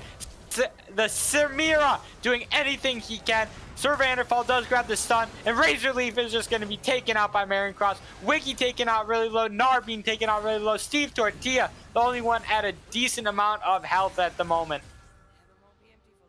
That's a pretty good fight. If you can pick out the Seraphine and the Sona without them getting their ultimates off, that's exactly what you need to do to win this. That being said, that's a 2-for-2 trade, picking off the Seraphine and the Sona before they use their ultimates. So it's something, it stalls, but this is going to be Elder Soul for them. And I don't think the fight's going to go as in their favor. Olaf's trying to run in there. He doesn't have Ghost. He doesn't have Ragnarok. He's careful face checking these, but he might be able to get the smite contest. But being down 2 levels is going to be really unfortunate. Sir Vanderfall does get the clean smite onto Elder Drake, and now Listen to Your Heart has to be very scared. Any fight that goes wrong will end up in a game end here. Yeah, you have the soul point, you have Elder. You can just run a 4-1 split, just put Alawi top again, just go mid, go bot, just keep the pressure on them. Alawi probably will win. I don't want to jinx myself here, but I think she'll win a 1v3 now that she has the Sterix gauge. That is one of the most important items she can get, arguably more important than the Gore Drinker for her. It's extremely core to her kit. Any Alawi main wants that item. You get the huge shield, but your health still gets low. You heal based off your missing HP. So having that huge shield to keep healing from while that's up is extremely strong. Keeps you alive long enough to get an extra tentacle slam off. And I think Feathers knows it, pushing this advantage right now with this Elder Soul. Having got this item spike, they're going to try and honestly just 5-man down mid lane. I think that could be the play. They know that they can just stat check the members of Listen to Your Heart at the moment. Yeah, if Volibear does cast the Stormbringer, he can just disable the turret. They can take it and push for inhib. They don't even need to fight here. The last thing they want to do is get stalled out, not splitting. So I think this next minion wave is going to be the fight. I do believe so as well. Volibear looking for some sort of engagement, instead they focus the turret. Seraphine ultimate is going to grab one, but the 4-man slam dunk. Dracana grabbing the kill onto Bomb Master, while Sarah grabs the turret and grabs the kill, while Alawi is just in the back line doing what an Alawi does, I guess. And that's an inhib down, and that's just going to be game, I think. Yeah, Alawi landed the Soul Vessel, Soul Pull, and it spawned the Tentacle. The Tentacle spawned behind them on double turrets and instantly killed the Nami and the Samira at the same time while she's taking turret. She wasn't even there. It was a complimentary double kill for her, and it's so well deserved when you've got 10 CS per minute, only 2 deaths, like just so much split pressure all game. This Alawi is just out of control right now. And even with that little kill participation, if she didn't get that double kill, just not the pick you want to let them get, especially when you let them have that Seraphine that they're so well practiced with. Definitely. Well, the game frozen does mean that is game over. Oasis Maelstrom ties the series up 1-1. We will be right back after a short break. Please do not leave. We'll see you guys on the Rift.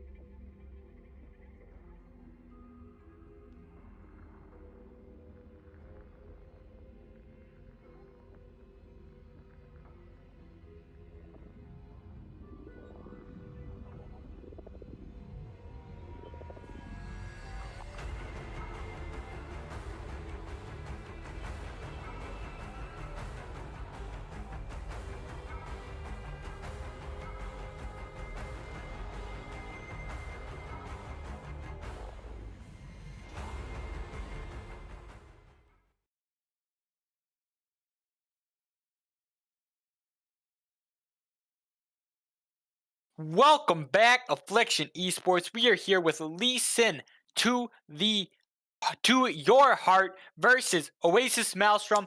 Game number 3. We saw a super nice performance by Oasis Maelstrom last game. And right off the bat, Anivia, Seraphine, Udyr are being banned away. Not wanting to see that Seraphine again. So they're so afraid of the Seraphine pick. They have first pick and they ban Seraphine. Blue team is never supposed to ban Seraphine because you have first pick. If they ban it, then you don't get to pick it. If you ban it and they don't, then you don't get to pick it. But if they don't ban it and you don't, you get to pick it. It's like a no reason to do it except the sheer respect that they have for Dracana and Oasis. They said, we don't even want it in the game. That was way too much. Just get it out of here. I don't ever want to think of Seraphine. I don't ever want to hear Seraphine. I don't ever want to play Seraphine. Just get it out of my game.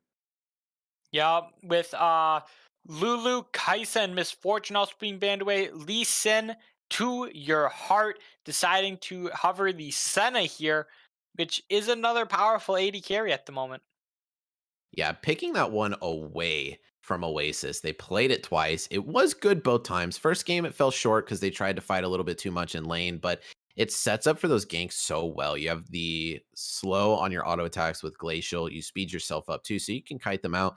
And you have that AoE snare. You can use your Shroud and walk the jungler in. It just is really strong. It scales really hard. It's a very solid first pick, and especially taking it away from Oasis, it's going to force them on a slightly less comfortable, less practiced AD carry pick like Jin, which they do have a little bit less experience on. We'll see if that makes a difference in the bottom side, like it did the first game with Jinx versus Senna. Yeah, Jin is also another one of those really good AD carries. We will see what next. We may be seeing a jungle pick here. We could be seeing the Olaf. We could also be seeing the Volibear again. Or opting for the Nami pickup, wanting to secure that pick. Both teams showing a little bit of prio over it. Yeah, I'm surprised you would prioritize that pick when there's so many strong junglers still available for you. Servander has played very dominantly in both games. He was quite countered the Rek'Sai game with the Jinx snares, the Nami bubble, and the Malzahar nether grasp that he had to run through to get into them. But he has the entire list of junglers open for him except Udyr. So maybe he just wants the counter pick. He wants to do what he did last game. Be like, all right, I see Olaf. I'm going Volibear. I'm going to run you down. And they're saving that one. But bot lane has been chosen by both teams. Yup, the ultra heal so far. Soraka Senna. Maybe we'll see something crazy with any more heal, but that's the mega heal bot lane.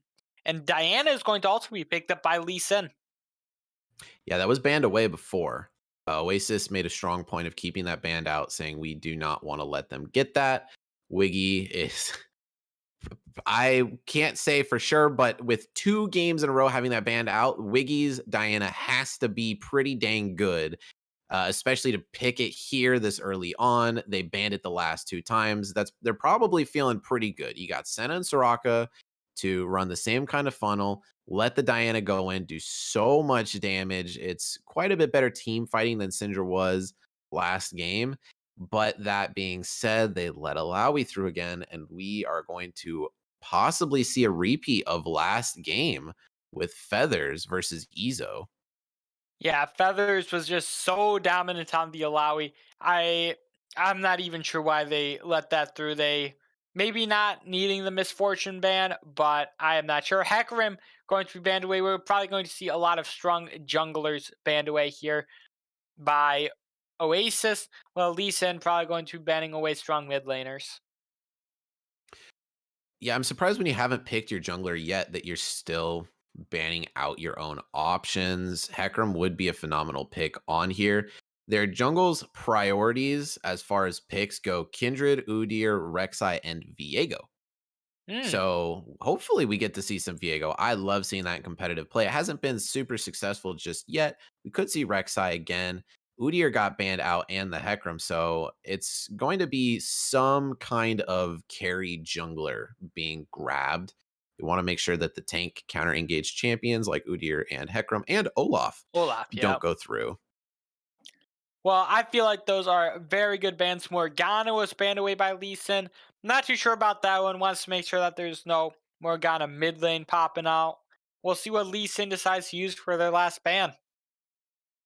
Yeah, they're going to need to ban something that is really hard engage. Senna Soraka need to be able to sit in the back and stall out fights, keep Diana alive. They need a really tanky top lane. Nard did go through again. He played Nard pretty well last game, had some decent ultimates, just lost so hard to Alawi. Maybe they'll pick something better into Alawi this game, but they're going to need to have some kind of engage in the jungle and top to combo with this Diana to keep pressure off Senna Soraka. Meanwhile, the jungle pick has to do something to Ooh, really make this team work because currently we're looking at the same type of comp minus the Seraphine engage this game. All we have is Nami Tidal Wave and maybe Jin's Curtain Call to set anything up. I like the Zillion pick. They know Alawi's going to get huge. She's going to probably fall in these fights with all the grievous wounds they're going to build against her and focus they'll put on her. But if she can do that, she gets the Guardian Angels. She also gets Zillion's ultimate on her. They have to kill an Alawi 3 times to make her fall. That could be a very, very spicy team fight for Oasis. yup. And right now, Lee Sin's opting to take the Karma top lane, most likely. I'm gonna say it's gotta be top lane because I don't think that's a Diana jungle. I don't think Diana jungle has just not worked. It has not worked this season. It used to be so strong, but Diana mid has a good pick win rate. Very small ban rate, but it's found some success, and so that is going to be Karma Talk. Skarner jungle. That's pretty good. He Garner! builds the turbo chem tank, runs in, impales your carry, drags them into the team. You're all dead right then and there. And then, all right, well, it's a 5v4 with a super tanky Skarner in the front lines with some pretty low cooldown AoE stuns on his crystal shot. So they're going for pick here with a little bit of collapse from Diana. The Soraka, I hope, doesn't get left in the fray. I think there's a pretty decent chance that Diana, Karma, Skarner run in. Senna and Soraka kind of get left there with not a lot to go on, and Jarvan's just going to dive right into that backline combo with Zillion bombs. You can't dodge it if you're in the Cataclysm. Nami Tidal Wave, Jin Curtain Call, and Alawi Leap of Faith combo just kind of sliding in together. Last time I predicted how the match would go, how the comps would play. I was a little bit wrong, so I am definitely not going to count Lee Sin to your heart's comp out of this one. If they know what they're doing, they've practiced this up, they have a strategy here. I would love to see them come into this game full force.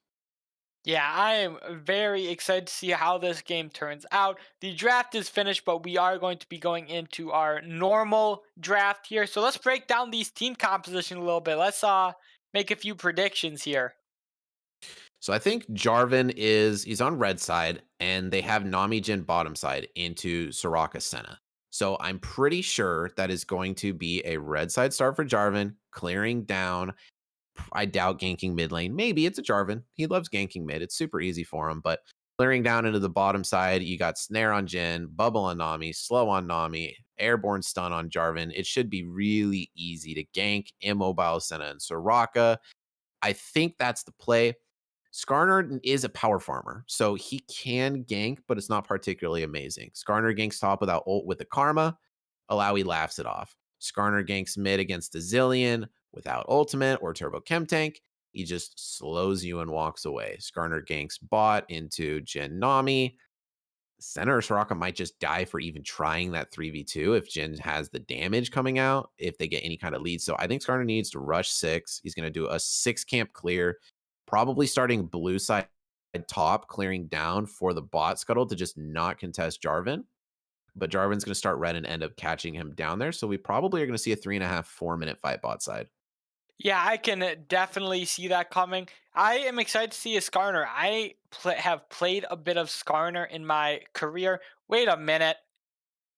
Someone just mispicked in the draft, so we are going to have to restart that, which gives us even more time to talk about stuff. Isn't that wonderful, Bubby? It is. I love talking. I hope you enjoy my talking because I can talk forever. Believe me. I really like the healing, the sustain of Listen to Your Heart's comp. You have Senna, you have Soraka, you have Karma, and you have Diana with Conqueror. So there's just so much you can do if they don't get grievous wounds early enough in the game. They're just thinking, we really need to finish off our damage item, get our mythic out, and they do get that 5-6 minute Drake fight before the grievous wounds comes in. I think they have the huge advantage then.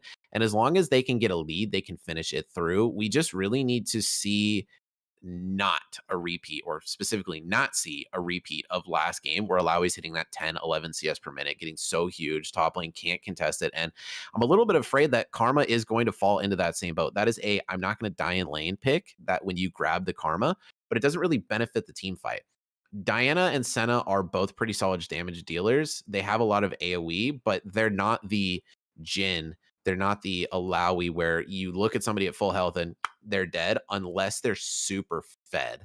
So Skarner needs to hit 6. He needs to get one of those two fed. He can gank mid. Zillion's pretty hard to gank when he's got his chrono shift. So good luck with that. We'll see how if they're able to burst them through the stun time. Skarner can chain CCU for about 3.5 seconds. So maybe they'll have that opportunity there.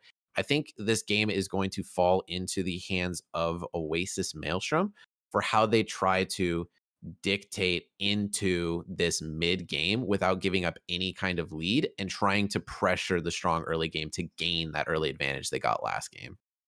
Yeah, I'm definitely favoring the composition from Oasis Maelstrom in this situation. I'm just overall excited to see how this played out. Both games were pretty one-sided when they were played.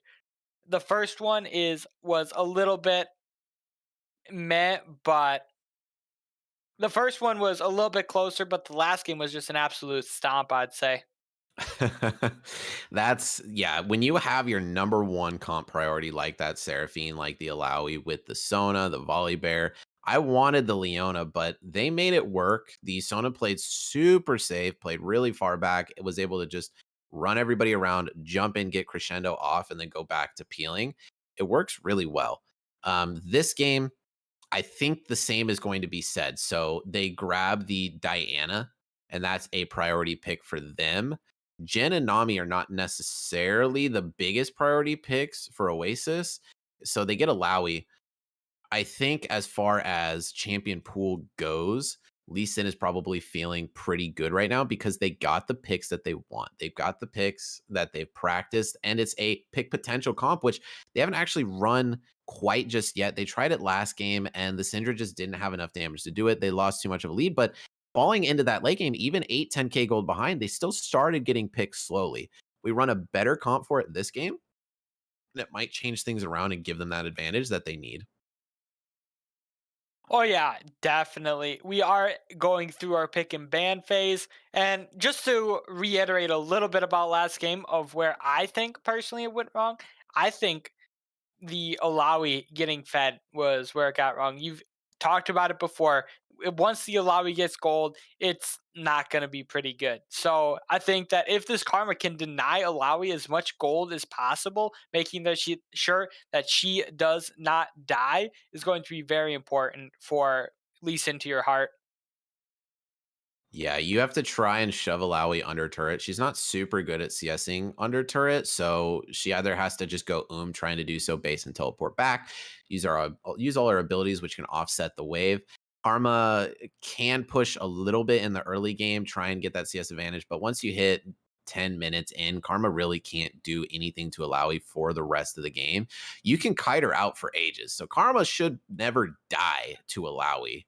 It's still possible with how good Feathers is at Alawi, but the pick is to specifically say, I will not die to you this game. I will try and match your CS, and we'll just go into the mid game. So trying to stalemate that out. You said it yourself. Feathers and Fur was just so dominant last game, such a thorn in their side. Trying to take him off of that podium a little bit less this game. Dracana in a little bit less of a carry role too. Not having the Seraphine going Zillion is going to give Survander Fall a lot more of the driver's seat. Same with Marion Cross, not being the more support oriented setup, but the really aggressive kind of playmaker 80 carry Jin. So the reins are going to shift. The power control is going to shift for them.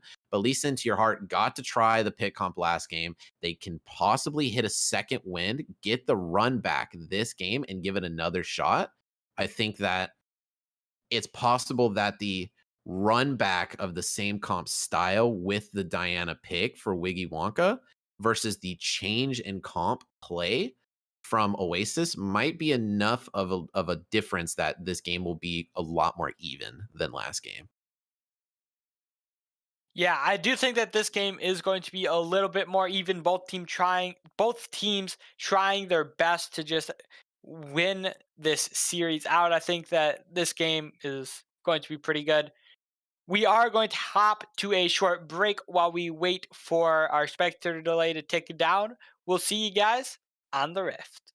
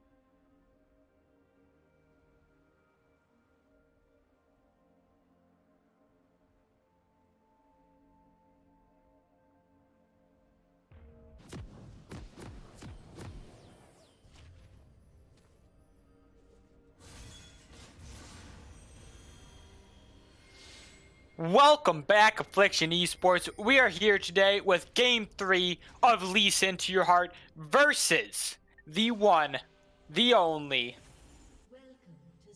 I forgot the name. I can't believe it. Maelstrom. Oasis Maelstrom. Oasis Maelstrom. I feel so embarrassed. It's okay. They had a very dominant last game, but it looks like they're going to try and transition this in, forcing the flash off late Razor Leaf right off the bat.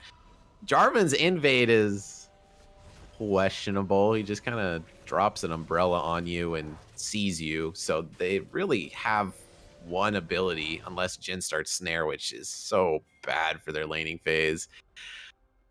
I guess it worked. Razor Leaf burned the flash. So hey, the one and only Oasis Maelstrom gets a very questionable invade off. I would consider successfully, because just burning a flash is a big win in my book with the way that their comp's running. I think they would lose that invade really hard if they had the 5v5 fight in the river or jungle here. Yeah, I do think that the level 1 is not as good for Oasis Maelstrom as it is for Lease Into Your Heart. Yeah, so we're going to see Skarner start that red side buff. Bot, they're going to try and actually just do a traditional clear. I was expecting him to try and farm opposite of Jarvan. Maybe he did actually predict, because of that ward, Jarvan was starting the red side, so he was able to actually get that opposite jungle clear off that he wanted. Starting blue, they'll both do some pretty solid clearing here. Skarner's just going to be able to take top scuttle, and Jarvan's going to path down, look for that gank in the bottom side, try and get Marion Cross fed, and transition that lead into early Drakes that we've seen both games, with huge Drake fights breaking out at 5-6 minutes. Oh yeah, for sure. We do see Alawi starting D Blade, which means that she is going to be wanting to be a little bit more aggressive here. First Drake is going to be a Mountain Drake, so we are starting to see the same beginning of each of these games. That's true. I did predict that. I forgot about the... Oh my gosh. If this is Ocean Soul this game, then we got some questioning to do with Riot. I'm going to be like, hey, so what's going on here, huh? Can I get the inside scoop for what's up with these Drakes? I'm feeling it. I think this is going to be an Ocean Soul kind of game. At least it's Mountain all 3 times, so I can feel, even if I'm wrong, a little bit happy with being half right, you know? Eases the wounds. Being right about the subcategory. It's better. Hey, it's better than nothing. An F plus is better than an F minus in my book. Yeah, Brothers and Fur gonna land the Soul Tether, dealing a little bit of damage to Bombstar. Here comes Sir Vanderfall, though, maybe looking for some sort of play, but with Steve Tortilla being up there, not going to look for anything else. Yeah, this is a perfectly polar opposite clear path from them. Skarner has avoided Jarvan at every turn. Jarvan has avoided Skarner at every turn. We try and see the Jarvan getting the ganks off pre-6 because he's better at it. Going for a deep invade, getting the scrying orb and their jungle off. Looking mid lane now for a possible gank. Yeah, I do think that Diana was predicting it after. I don't think she had a ward, but just the spidey senses told her. The moonlight senses were tingling for her. Yeah, they definitely, when a Zillion's walking at you with 100 mana, I think you know you're getting ganked, because there's no other reason he'd be doing it. Some pretty good sense. And again, I really want to go back to that mastery Wiggy Wonka has on Diana. That's a priority pick for him. We're going to see a hopefully very good mid lane game from him, getting that pick that he wants. And we're seeing the gank. Skarner not 6. Zillion slows him, speeds himself up, and walks away. Junglers are just going to have to wait for these level 6s at this point and just power farm to try and get any kind of impact. The bottom fight, not actually coming out this game, just power farming. Yeah, Andromeda taking a little bit of damage, is going to get rooted after flashing away. No flash on Razor Leaf to flash forward. And that's just going to end up with one flash down for Andromeda. Well, I spoke a little bit too soon, but that was more of a skirmish than a fight. Nami down that flash. Skarner can hit 6 in the next 2 minutes. Prioritize, gank that bot lane, literally run her down like a scorpion to a fish, I suppose, as we see, in the desert from time to time, once every Yep. 1,000 years when it We rains see fish. fish in the desert. But I definitely think that's what's going to happen. I think Skarner is going to say, hey, she doesn't have that flash. She's super immobile. It's really free. Jhin opts for the first buy Executioner's Calling. While I really like that he's respecting the healing, at the same time, that's a little bit difficult for him because the Grievous Wounds only lasts for 2 seconds. So he can do a big trade, and then if they just wait to heal until the trade's over. But speaking of trades, Feather's going in. Yeah, Feathers uses a little bit preemptive and ultimate, while Bombstar is able to just walk right out of there. Yeah, he did just teleport back to lane. Didn't get much CS. We're seeing the CS advantage. Not 10.0 CS per minute on Feathers this time, but still a pretty decent CS advantage for him. And zoning that Karna out, pushing her out of lane. Skarner has to come up and hold. It's actually not a bad idea because this does help him get some bonus experience to get towards 6. So overall, not really a strong play coming out from Feathers this game. I think they respect him more and they know what he's capable of, so they have to just play a lot safer. Yep, listen to your heart's bot lane already having that Noon Quiver and the dagger going to be so much stronger than Marion Cross, who only has the skimpy Executioner's Calling. Skimpy execute. It does look really skimpy in comparison to the Noon Quiver. You got this big old quiver full of bows. Apparently you're supposed to shoot out of your gun. It does make sense to me. And then you have this green looking, poisony looking Blade. Executioner's blade. Yeah, I guess it makes sense. If it poisons you, it keeps healing from being as efficient. But that's going to be an easy first Drake for Oasis, but fight breaks out mid.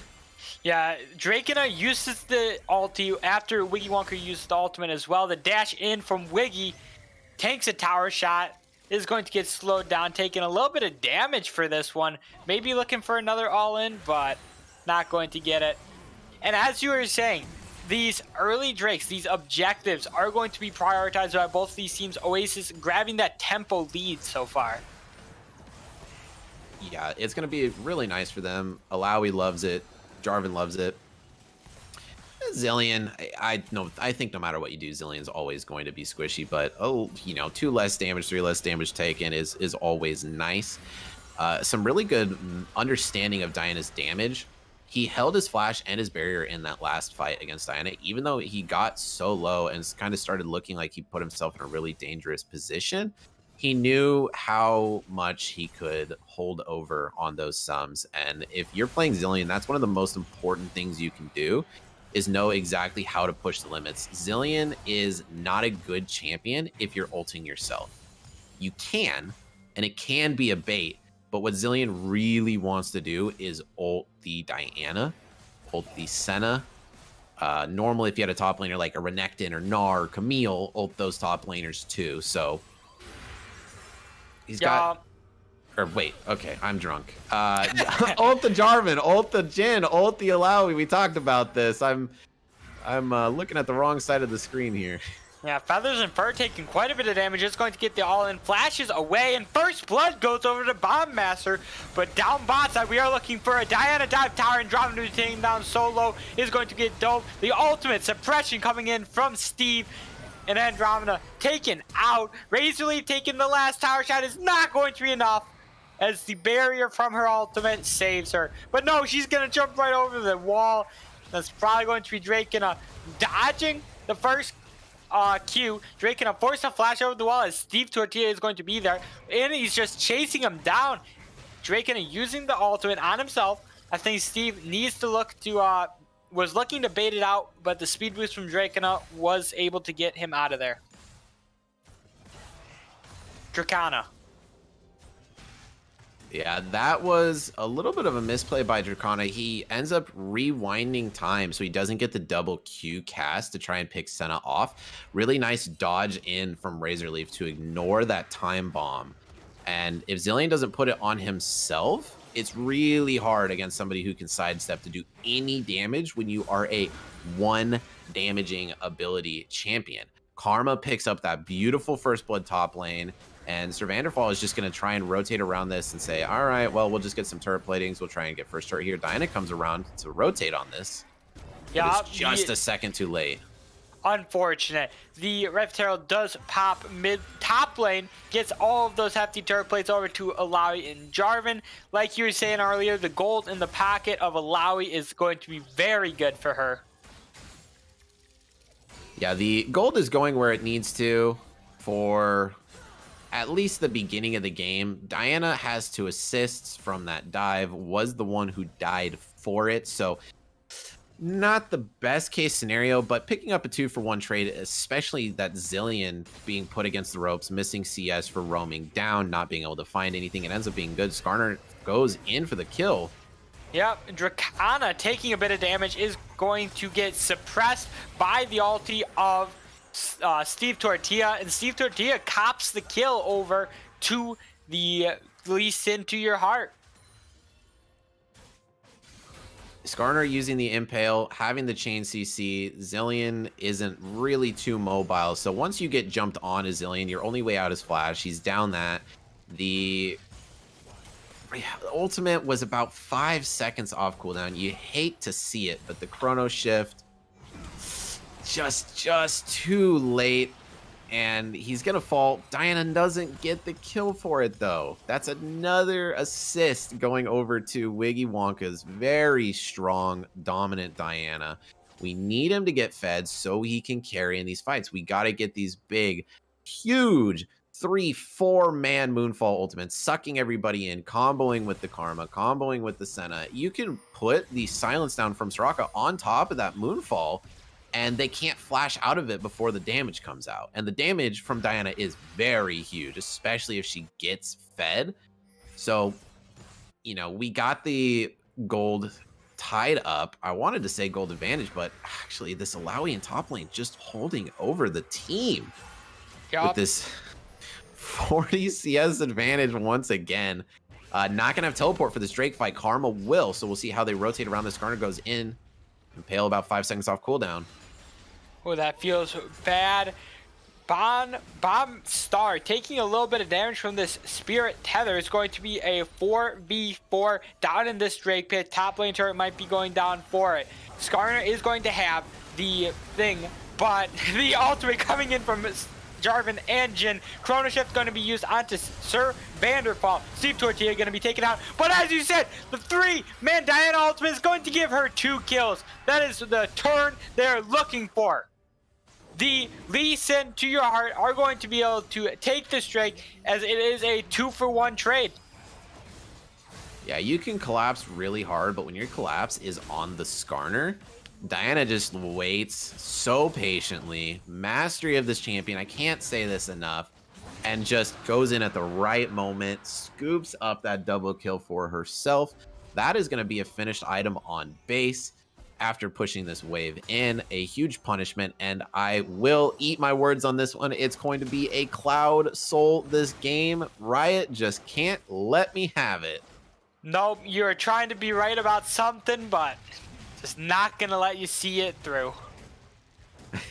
Yeah, I actually am happy that we don't have an Ocean Soul this game, because Cloud Soul is the best soul in the game for a Karma, for a Skarner, for a Diana, and probably for a Soraka to have, being able to actually peel for herself after she presses R with the movement speed. Diana just goes in mid lane, but without that Moonfall, doesn't have quite enough damage to do it, but really showing exactly what she's capable of with this Night Harvester now being picked up. Dracana is put against a wall now. He can't try and hold this turret if he doesn't have ult. Oh yeah, definitely. He is going to be in a pretty bad position. Alawi just trying to clear out some of these wards. Riptail's going to be up in the next minute. And if we look at items, almost everyone except Soraka has their first item for Lease Into Your Heart, and almost no one has their first items yet on Oasis Maelstrom. They're still waiting on their backs. Oh no, Diana thought she was going to cast the E and buffered Moonfall, but Zillion got out of range, so she cast it on the ground. It's a very short. Oh, Dra- Dra- Dracana using the ultimate, saving himself. Nami ultimate is used. Jin is going to be isolated down bot side. oh my goodness. Wow. It is a very low cooldown from her, so she'll get it up in time to contest any big objective as long as they don't go straight for Rift right this minute. But without ult, she deleted that Zillion so fast. She has the electrocute, so no conquerors this game for the more sustained fighting, but the burst coming out is so high. I'm expecting Zillion to die in a fifth of a second off With Diana's next ultimate. two items. Yeah, he's gonna have ultimate in the pocket. He's gonna get hit by a Q and die in half a second. Just go, oh, okay, like I'm the master of time, but I couldn't even see that one coming. Yep, slow is going to be used. Diana is just going to get this kill. The no kill steal going over to Steve Tortilla. That is a feels good man. Diana 3-1 right now. That is the power farm till 6. Get a turbo chem tank, Skarner. Every minute you press your turbo chem tank, you run at somebody with phase rush, you press R, and now they're dead. It's pretty much just the same thing every minute, minute and a half of the game, and it should work at least 50 to 75% of the time. So far, it's got a 100% success rate.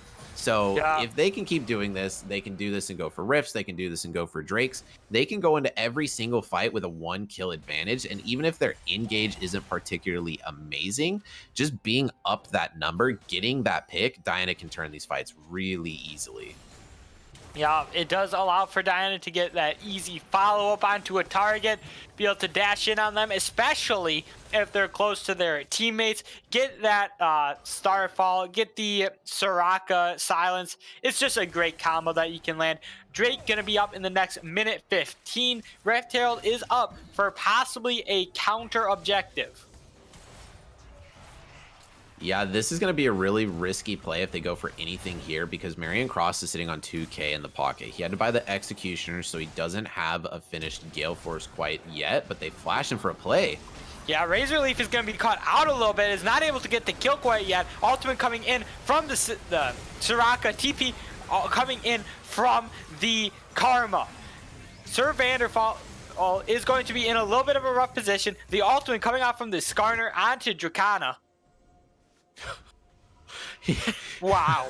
Steve Tortilla really tried to hand that one over to Wiggy, but he didn't know if Flash was available on Dracana, so he kind of sat there for a second, pondered it, and picked it, but Vanderfall is just gonna get dove. Steve is too tanky. There's not a lot left to do, and it does look like that second wind, the run back from Listen to Your Heart, is going to come through. Steve Tortilla playing out of his mind. Wiggy Wonka playing out of his mind this game.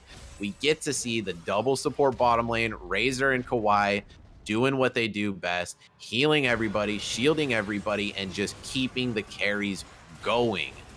Yeah, we are seeing a Gore Drinker coming out on Sir Vanderfall. Just one of those few builds that you can opt to go for. If you're a Jarvan, you can go Sunfire, you can go Gore Drinker.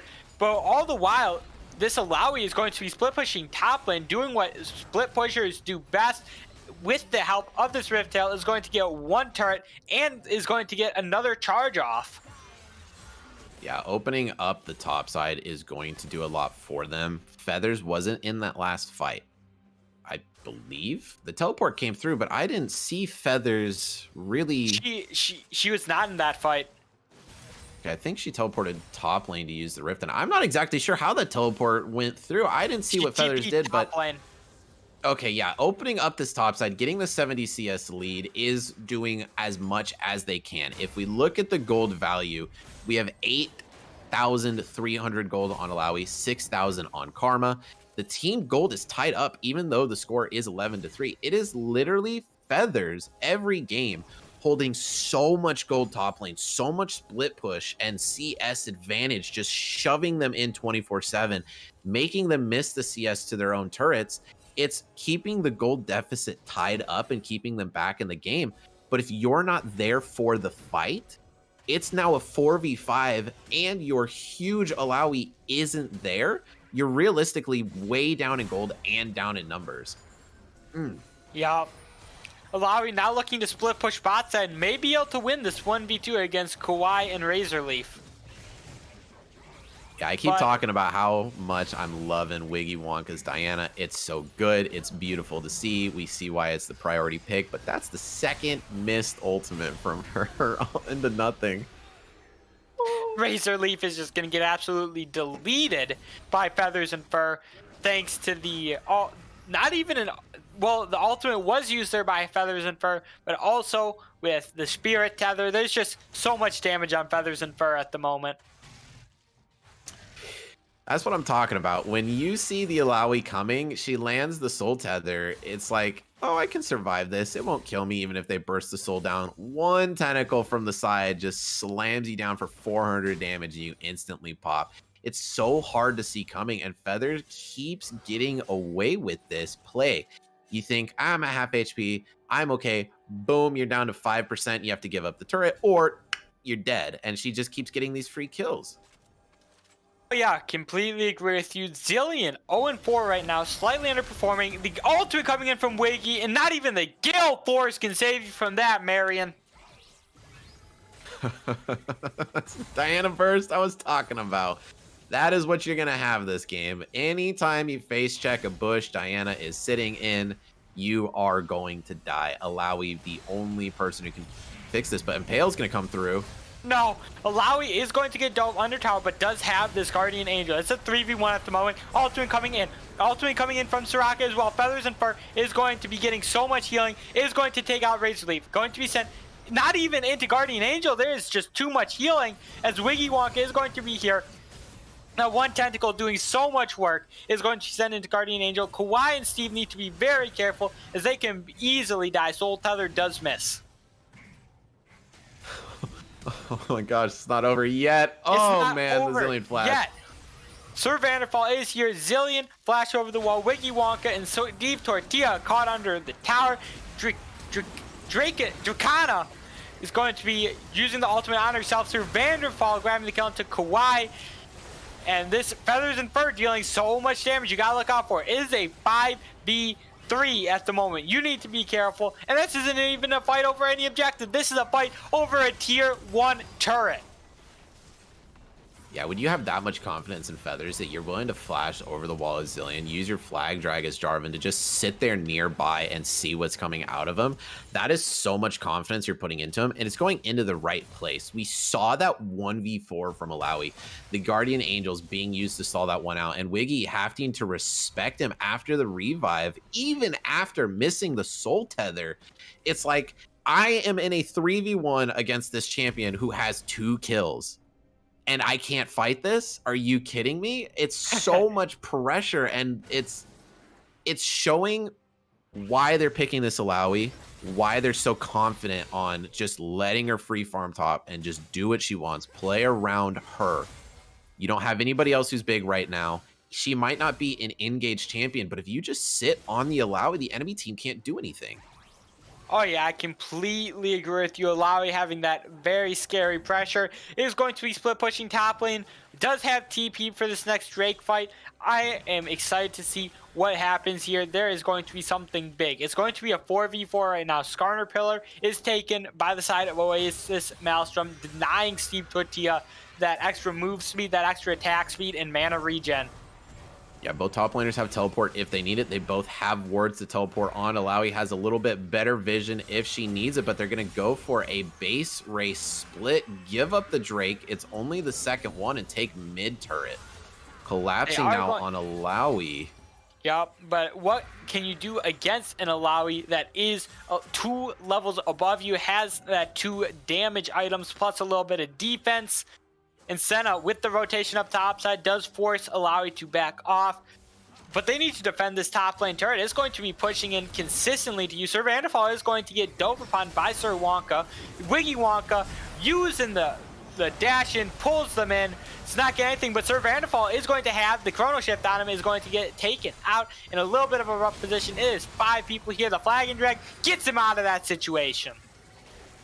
Oh man, Skarner just getting a little bit too greedy, not using that impale, thinking, we'll be able to get him, but flag drag works through any CC unless you pull him out of it, which is exactly what impale could have done. All of that effort to get nothing. Diana types in all chat, game is bugged. The game is rigged. That's unfortunate, but oh my god, Razor takes so much damage. The flashing and the Gale Force. Oh my goodness. Marion Cross is doing his best to keep the team going, trying to do the damage, trying to be the carry. He's not on Senna this game, and you can see that confidence. He's got some beautiful curtain calls. He does the flash, fourth shot, Gale Force, just deletes Senna so fast. And what I do like is the Chemtech Putrefier coming out from Karma. It's very good for those of you who don't know what it does, because it is a bit of a weird item that not many people use. If you heal or shield an ally, their next attack will deal grievous wounds. Yeah, it'll do the 60% grievous wounds, so the upgraded version of it that you don't get from just an Oblivion Orb. Bramble Marion is going to just face check and just get deleted. And the ultimate coming in from Diana. Chrono Shift is used by Dracana a bit early. Probably did not need that one, but just to scare him away. I would have jumped out of my seat if I was Marion there. He's thinking, I'm going to go take this red buff. And then he's dead in 1/10 of a second. So I don't know if Zillion even really had time to respond to exactly what they wanted to do. But blue team's hovering Baron. I don't know if even with Jhin dead, this is the safest call for them to make. Yeah, the Chemtech is not going to have any use out of Skarner, as he is just going to get stunned by the Zillion. Wow. This is a very close game so far. Gold lead is at only around 2K in favor of Oasis Maelstrom, actually. It's got to be that 100 CS advantage. Oh my goodness. So yeah, she's sitting at 11,000 gold. She's only got 2 kills. All right, we have a 7-kill Diana with 177 CS at 27 minutes. I'd call that pretty good. She has 10,000 gold. So Alawi with 5 less kills, neither of those being shut down, is 1,500 gold ahead of 7, 1, and 4 Diana just from 90 CS. And the turrets. It's just insane how much beautiful split pressure she applies across the map, constantly bringing Ezo Bombstar down, saying these will always be 4v4s, and if I teleport and you teleport, it's an Alawi versus a Karma. So, hey, I think I'll make that trade in these team fights, because Karma can be pretty devastating, but compared to an Alawi, as we've seen time and time again in this series, key player in this team, Karma, kind of in the backseat as a support player. Oh yeah, definitely. Next Drake coming up in a minute. This one is going to really define how the tempo of this game is going to continue on. Going to put either of these teams at sole point. Yeah, red team keeps sieging in for this tier 1 mid turret. They need to get this. It's extremely important that they open up this map. They do finally take it at 29 minutes. Drake just about to spawn. Both teams are looking for any kind of pick they can, but that alleviates so much pressure off the map, not having that turret right there to fall back on. Yep, Steve Tortilla looking for some sort of engage here, but the disengage from Sir Vanderfall is going to get him right out. The engage from Wiggy Wonka, the dash out, is only going to leave Dracana at around half HP. Yeah, low on mana, low on HP, but Alawi comes in from behind with a flank. Yep, Kawaii Maya is going to be taken down pretty low. Is going to get a little bit of healing from the Karma and just from the Senna. So he's just taken back up to a reasonable amount of HP, as Cloud Drake is going to be up. Look out for this Alawi. This Alawi is going to have her first team fight of this game here. I was expecting a lot more out of that flank, but then again, it is Alawi. You really don't have anything you can do, and the stall Alawi brought to that Drake, I don't even think that Lisa into your heart was able to see that one coming. Oh, definitely not. Flag and Rag gets Sir Vanderfall right out of that situation, and I really hope that they don't go for Baron here at 30 minutes. They should honestly just wait until this next Drake, grab the Cloud Soul, play it smart, and just take the game. This Alawi wants to be engaged on so badly, and here it is. Yeah, ulti coming in from Nami, gets the flash out of Feathers and Fur. Pretty sure she flashed away from no one there. Ooh, the flash in from Wiki Wonka, grabs one kill. The kill going down onto Zillion, but Zillion does have the chrono shift. Alawi grabbing the shutdown onto Diana, but Sir Vanderfall is going to be taken out really low and just gets taken out by Steve Tortilla. That is a 2-for-1 trade. Jungler and bot lane are for mid lane, and it looks like Lease Into Your Heart could be looking for a Baron play here. Diana doesn't have teleport. She's the most important member of your team. If you go for this, you have to be very, very careful. Alawi does have teleport, so unless she's able to teleport to a minion and just run there in time, Leap of Faith is available to her. She needs to do something, but she's going to actually walk to this instead, and I think they have the damage to just burst this out. This is a huge comeback play from Lease Into Your Heart. Yeah, that's going to put quite a bit of gold in their pocket, and not only that, but is going to give a little bit of that tempo to them, give them that push.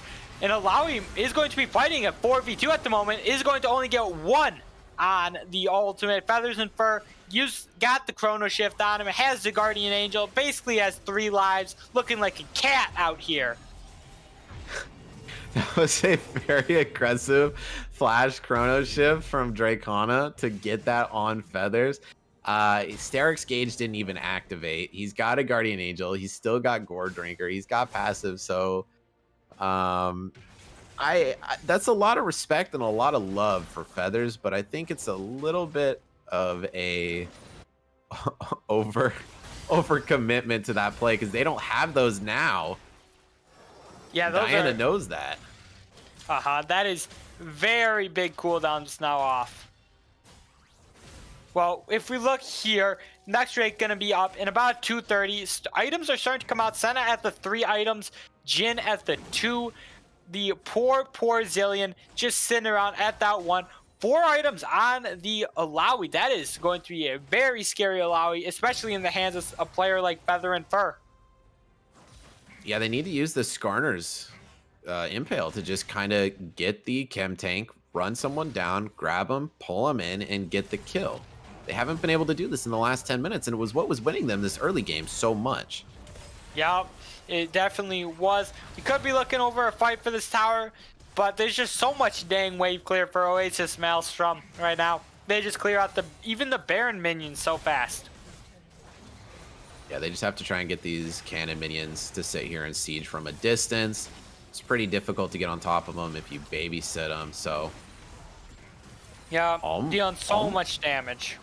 Yeah, almost a pick on Nami. She's forced to flash out of there, so they're trying to find their mark. Any poke that they receive, Senna, Soraka, and Karma are all able to heal up. Soraka can lose her health healing and then just get it healed back from Senna or Karma's Moonstone, so... They kind of have infinite sustain. We see the cannon minions just sieging this turret away. They're doing this mid, they're doing this top. They don't have a teleport on Diana, so they can't 1-3-1, but slowly but surely they are chiseling this turret down.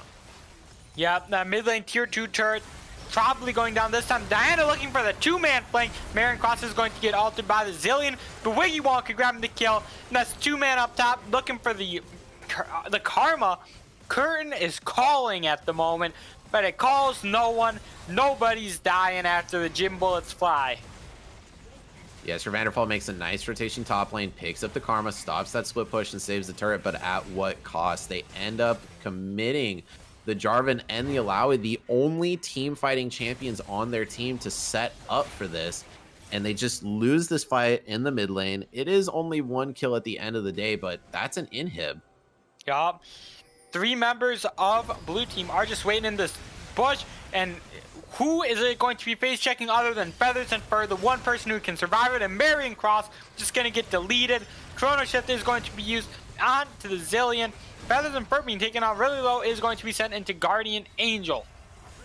Resurrecting now. Feathers and Fur uses the ultimate. Is going to get so much healing out of this. Is going to get the Chrono Shift on him again. Resurrecting.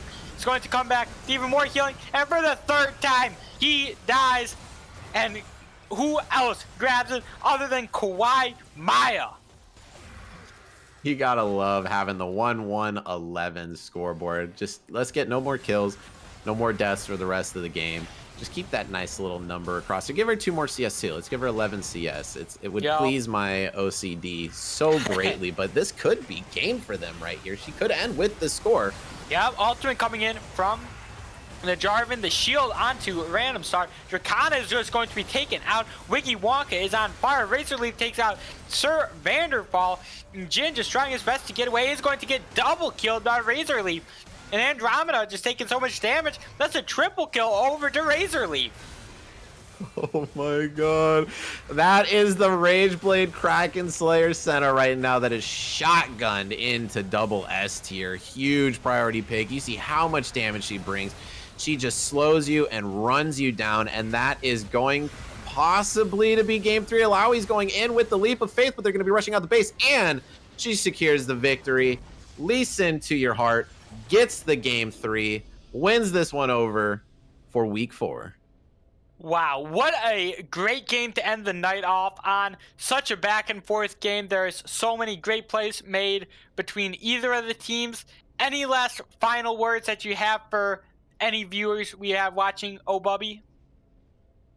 Yeah, I gotta say that these matches were definitely very spicy would be the word I would like to use for it. You know, game 1 pretty close, game 2 quite a stomp, but then game 3 a reverse stomp. So it's hard to really say that any of these matches were super one-sided when all the matches are so, you know, we stomp one game, you stomp the next. I would say that's an actually pretty evenly paired team to be able to do that in both. You just have to respect Dracana. You give them Seraphine, you're gonna lose. Wiggy Wonka, you give him Diana, you're gonna lose. There's a reason that these mid laners are getting banned out. And for everybody going into week 5 facing either of these teams, I think this was a message from both of them saying, hey, look at what we got when we strut our best stuff. We are definitely your biggest contenders out here right now. They're trying to put their best foot forward, and they gave us a beautiful week 4 best of 3 to watch.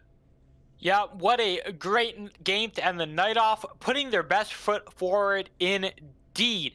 Thank you all for watching tonight. As always, I'm Chief Chirpa, joined by Coach O Bubby. We'll see you guys on the Rift.